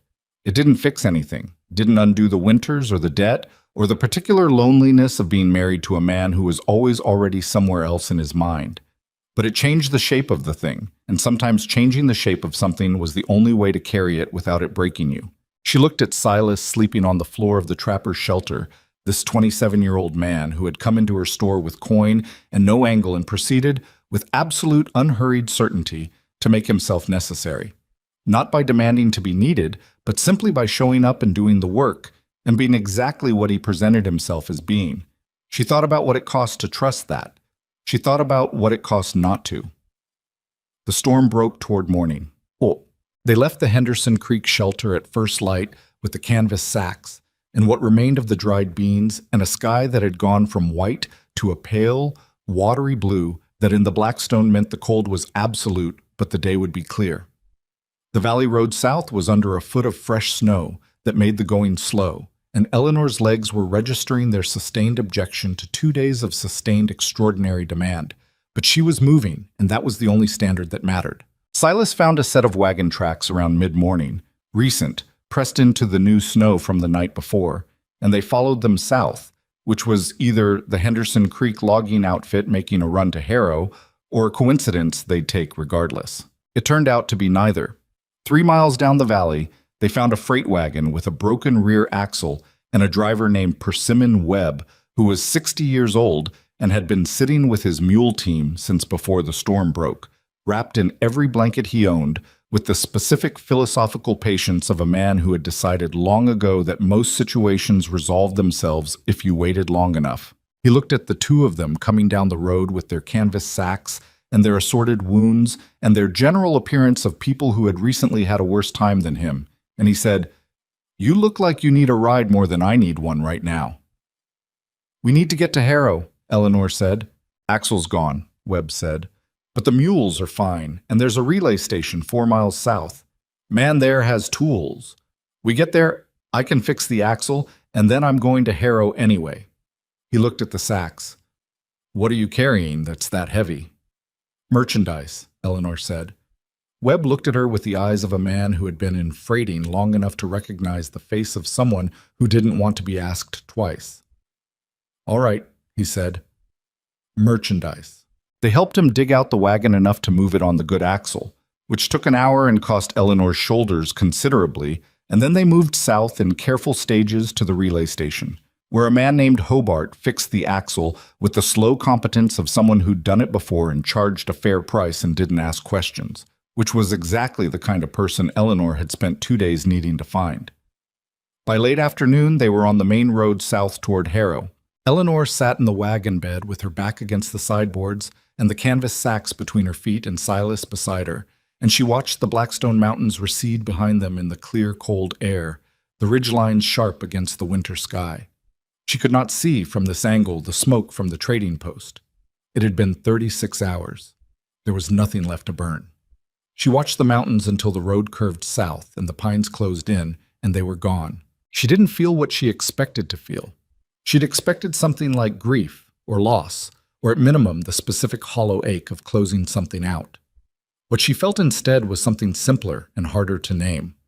The sense of a chapter ending, not because it had been completed, but because it had been survived. There was a difference, and it took a particular kind of reckoning to sit with it without dressing it up as more than it was. 14 years. Debt and cold and silence, and the slow, wearing work of being a person alone in a place that was trying, in its impersonal way, to make her into something smaller. She had not become something smaller. That was what she could say with honesty, and it was enough. Silas's shoulder was against hers in the wagon. She didn't move away from it. Harrow in February was not a welcoming town. It was a practical one, which was different. The streets were half-frozen mud under packed snow, the buildings were the color of weathered wood, and the people moved with the compressed efficiency of those accustomed to doing everything that needed doing before the cold made it harder. They arrived at dusk. Webb dropped them at the main freight depot and drove on to his own delivery, and Eleanor and Silas stood in the street with the canvas sacks and assessed the situation with the same quiet practicality they'd applied to every other assessment in the last 3 days. "Bank first," Eleanor said. Silas looked at her. "You're going to the bank." "I have a debt to settle." She adjusted the sack strap on her shoulder. "And I have the means to settle it." The First Territorial Bank of Harrow was still open, barely. The young teller behind the counter was in the process of closing out his drawer when they came through the door and looked up with the expression of a man who had been about to go home and was now not going home. Eleanor set the canvas sack on the counter. She opened the top and let him look. The teller looked. He stopped closing out his drawer. "I need to speak with the manager," she said. The manager's name was Aldous Finch, and he was a man who had sent Eleanor 7 letters over 3 years and had the courtesy, at least, to look somewhat uncomfortable when he recognized her sitting across his desk. He was less uncomfortable when he saw what was in the sack. The conversation that followed was not short and was not simple, because nothing involving a lien on a debt and a payment in gold bars ever was. There were questions about the gold's provenance that Eleanor answered with the steady, level tone of a woman who had decided on her story and would not be rattled from it. It was her late husband's estate, recently recovered from a private cache. She had documentation of the property and the marriage. The debt was hers, and she intended to pay it, and the bank could accept the payment, or she could take her business to the territorial office in the morning and see what they had to say about a bank that refused legitimate settlement. Finch accepted the payment. He accepted it with the expression of a man who had several more questions but was calculating that the answers might complicate his life more than the gold was worth.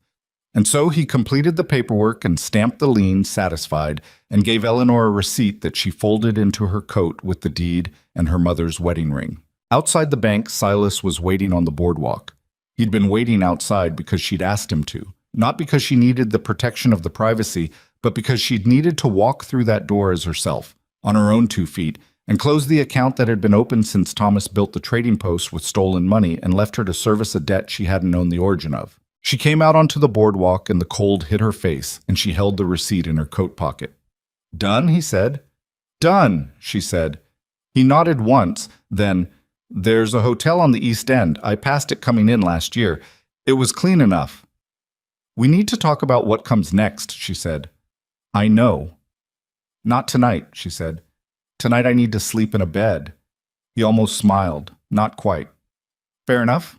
They walked to the hotel on the East End, which was clean enough, and Eleanor paid for 2 rooms with coin from the emergency supply she'd kept on her person through everything, because losing all your money at once was a different kind of catastrophe than losing your building. She slept for 11 hours without moving and woke to pale morning light coming through a window that faced east. And for the first time in longer than she could specifically remember, she did not wake to a list of things that needed doing before the cold made them impossible. She lay still for a moment and felt the absence of that weight. It was, in its quiet way, the most extraordinary thing that had happened to her in 3 days. Well, they spent 4 days in Harrow, which was what it took to do what needed doing.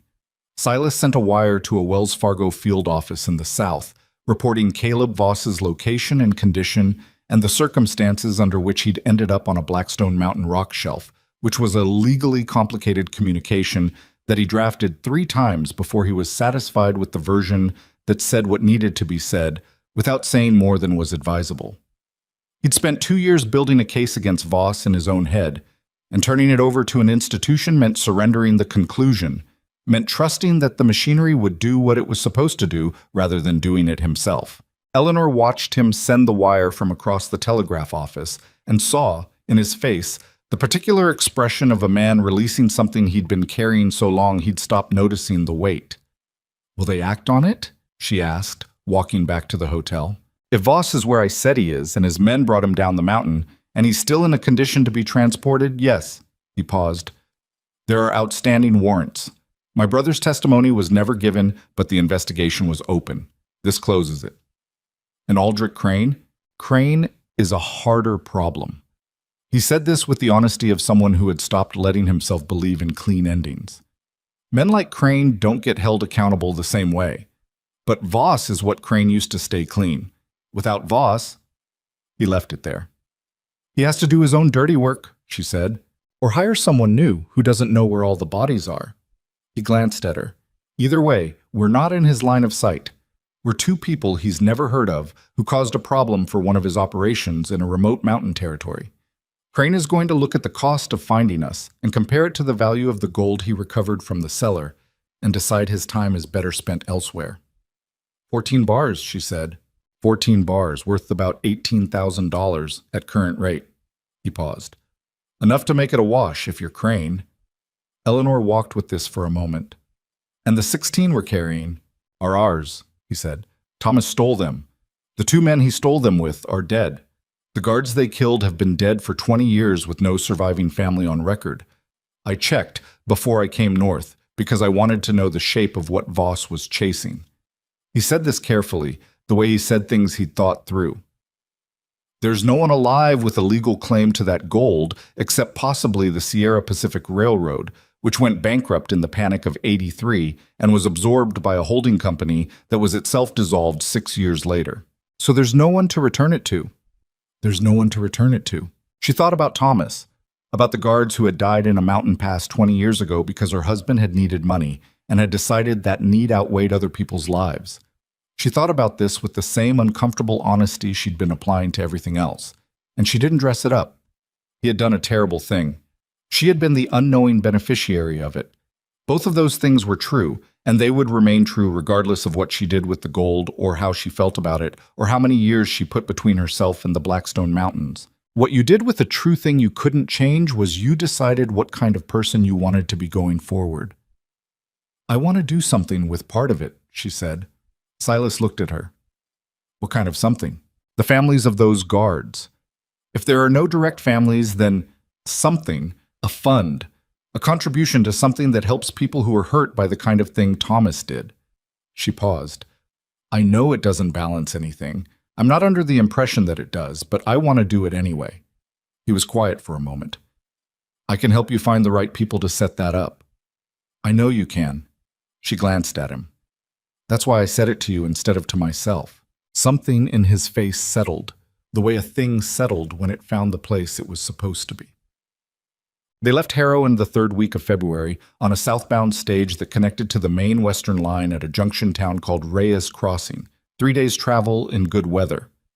Eleanor had purchased a coat that fit properly because her old one had been lost in the fire, and the cold didn't care about anything except whether you were adequately prepared for it.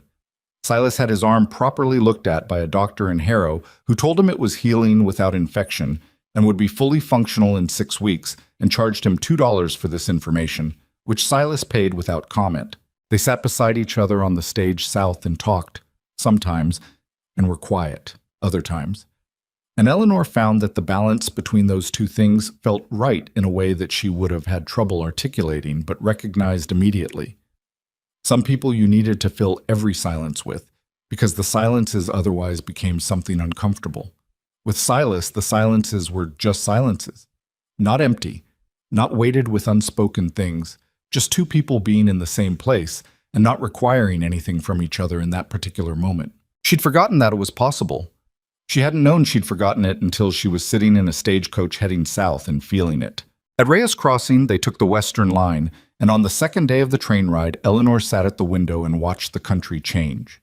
The mountains behind them first, blue-white in the distance and then lost in haze. Then the high desert, tawny and enormous and indifferent. Then, gradually, as they moved south and west, the color changing, greener, softer, the sky a different blue, the air that came through the window gap carrying something that wasn't cold. "I've never seen the ocean," she said. This was not a statement she'd planned to make. It arrived the way things arrived when you'd been quiet enough for long enough that your mind stopped editing itself. Silas looked up from the window on his side. "I have," he said. "Once, coming up the coast when I was 19.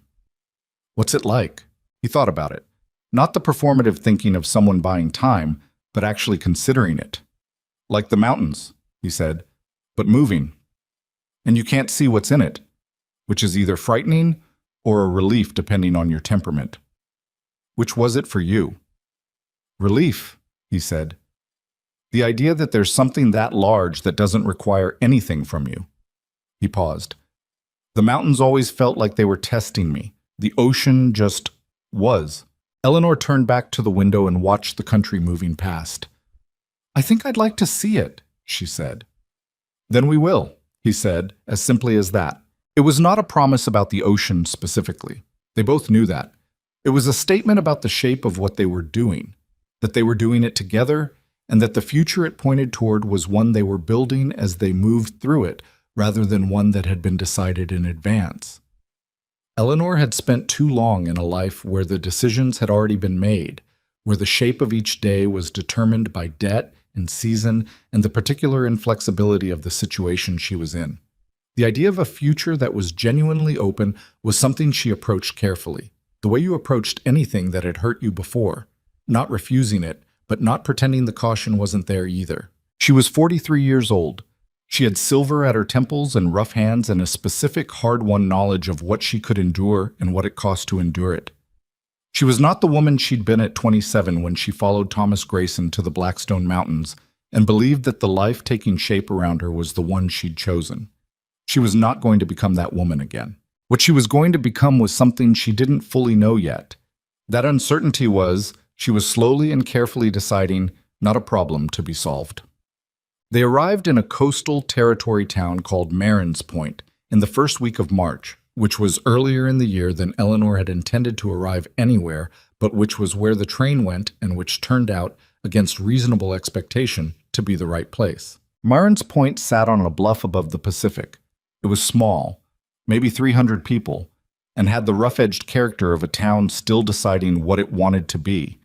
There was a harbor with fishing boats and a small freight operation and a main street with a general store and a land office and a saloon and a church, and the beginning structures of what someone clearly hoped would become more. They stayed at the boarding house while they looked at land, which took 2 weeks because Eleanor was not going to make a decision about land quickly just because she had the money to make it.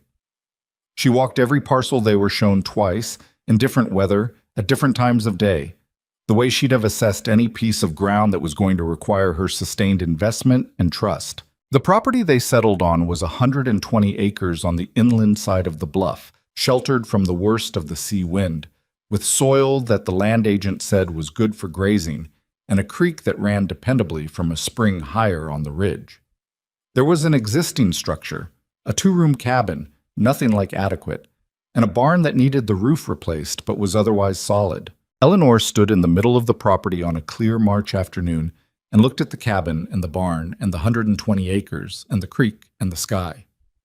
"It's not much," the land agent said with the nervous honesty of someone who genuinely wasn't sure of the sale. "I know what it is," Eleanor said. She bought it. The first year was hard in the ways that first years on new land were always hard, which was to say it was hard in practical, manageable, familiar ways that Eleanor knew how to meet. The cabin needed work before it was livable for two people with any degree of comfort. The barn roof took 3 weeks to replace and cost more than anticipated because the timber in Marin's Point was priced for people who hadn't grown up where trees were. The grazing operation started with 12 head, and the constant low-grade anxiety of someone who knew that 12 head was not enough, but was what they could support through the first season while they got the land right. Silas worked the property with the same focused competence he'd applied to everything else. Without performance, without requiring acknowledgement, just doing the work that needed doing. He was good with the animals, in the particular way of someone who had spent years alone in territory where the animals were the only company, and the cattle responded to this, which Eleanor noticed and appreciated in the practical way she appreciated things that made the operation work. He was also, she discovered over the months, genuinely funny when he was comfortable. It came out in dry observations made without emphasis, in the particular timing of something he'd say exactly when the situation was at its most absurd. And it caught her off guard the first several times in a way that she found she liked. The surprise of it, the evidence that there were rooms in this person she hadn't seen yet. They were married in September, in the Marin's Point land office, which was the most practical venue available, and neither of them felt any need for more ceremony than that. The land agent who had sold them the property witnessed it along with his wife, who cried in the specific way that some people cried at weddings. Not sadly, but at the evidence of something surviving against odds. Eleanor wore the dress she'd bought in Harrow in February, which was serviceable in blue and not in any particular way a wedding dress, and she thought about this and decided that wearing it anyway was the honest choice, because she was not going to dress the thing in something it wasn't. She was a 43-year-old woman marrying a 27-year-old man in a land office in a small coastal town, and they were both going into it clear-eyed about what it was and wasn't. And that clarity was what she trusted more than anything else about it. Silas held her hand during the brief words that were said, and his hand was warm and steadier than hers. And when it was done, he looked at her the same way he'd always looked at her, directly, without performance, like she was simply the person he had chosen, and the choosing was not complicated. People in Marin's Point talked, of course. People in small towns always talked. The 16-year age difference was the kind of thing that generated opinions in the way a dropped stone generated ripples, automatically and without requiring anything from the stone. She heard comments that reached her indirectly, the way comments in small towns did, filtered through neighbors and shopkeepers and the woman at the general store, who was not unkind but was thorough about conveying information. She had expected this and was not surprised by it. What surprised her slightly was how little she cared. Not in the aggressive way of someone who had decided not to care as a defense, simply in the way of a person who had learned, through considerable difficulty, the difference between what other people thought about her life and what her life actually was. They were two different things, and she had spent too many years confusing them, and she was done with that particular confusion. Silas, for his part, met comments about his marriage with the same level non-response he met most things. Someone at the saloon once made a remark, she heard about it secondhand, about whether he'd married his mother. Silas had apparently looked at the man for a moment and then said, "You think about my mother a lot?" and turned back to his drink, and the remark had not been repeated. The operation grew. By the third year, they had 60 head and a reputation for reliable stock, and Eleanor had added a supply component to their operation. Basic goods sold to the fishing boats and the smaller ranches north of town, nothing like the old trading post in scale, but enough to keep her hands in what she knew. She was good at it. She had always been good at it. The difference was that now the money it made was hers clearly and completely, with no debt running in the other direction and no ghost in the foundation. She thought about Thomas sometimes, less than she expected to. When she did, it was without the old tangle of guilt and inadequacy, without the weight of the question she'd been carrying for 8 years about whether she had been enough.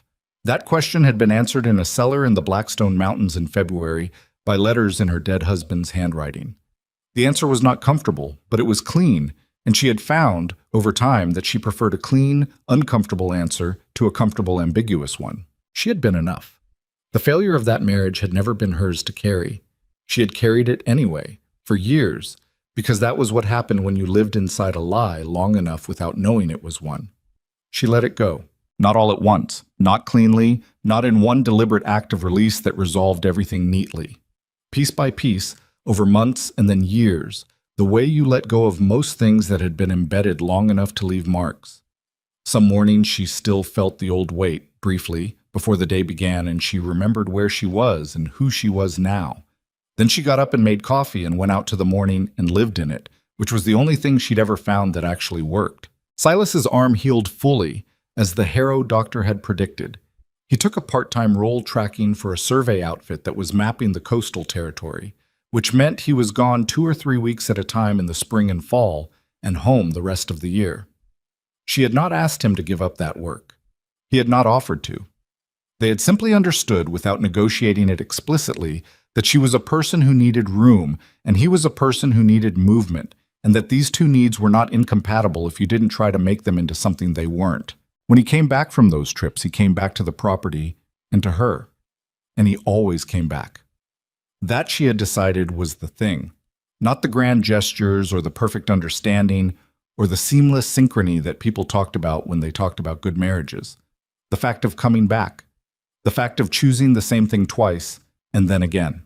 4 years after they arrived in Marin's Point, a woman named Delia Marsh, who ran the town's small newspaper, asked Eleanor if she would write a monthly account of the operation's agricultural practices for the paper's readership, most of whom were trying to figure out how to make the coastal land work.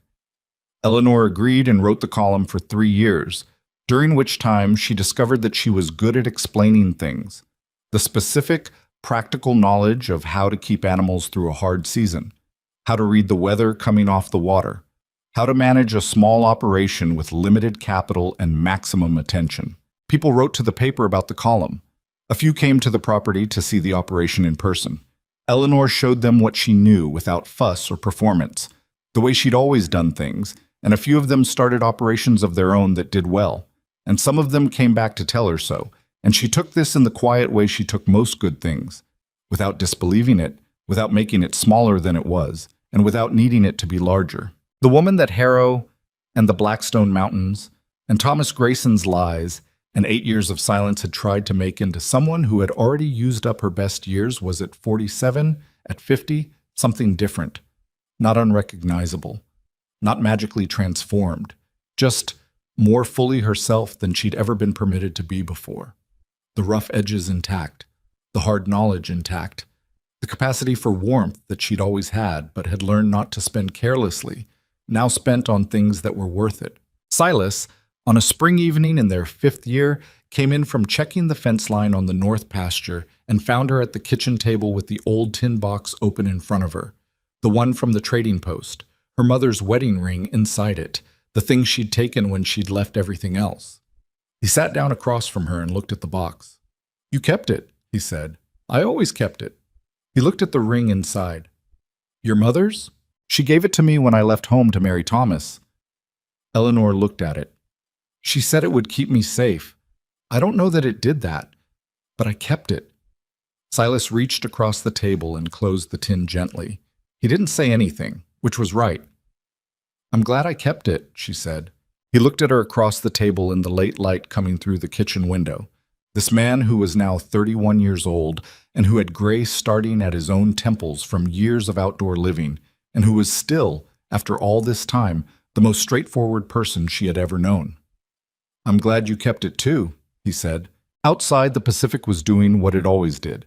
Moving, enormous, not requiring anything. Eleanor had seen it now, many times. Silas had been right about it.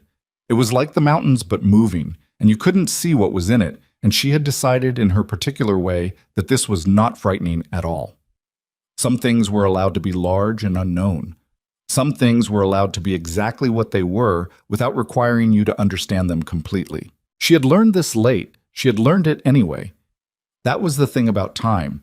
People talked about it as though it were a thief, the years going, the chances narrowing, the window of possibility closing in increments until there was nothing left but the life you'd already had. Eleanor Grayson. Rowan, who had stood in a frozen trading post at 43 and told a young man he was too late, had discovered that this was not how time worked. Time was not a thief. It was a terrain. Difficult in places, brutal in others, occasionally so beautiful it stopped your breath. You moved through it as yourself, or you didn't move honestly at all, and the only things that actually ran out were the things you refused to reach for. She had been afraid for a long time. She was not afraid now. Not of the years behind her, not of the ones ahead, not of this quiet kitchen, this man across the table, this life that had not come from anywhere she expected and had turned out, in its imperfect and unfinished and ongoing way, to be exactly enough.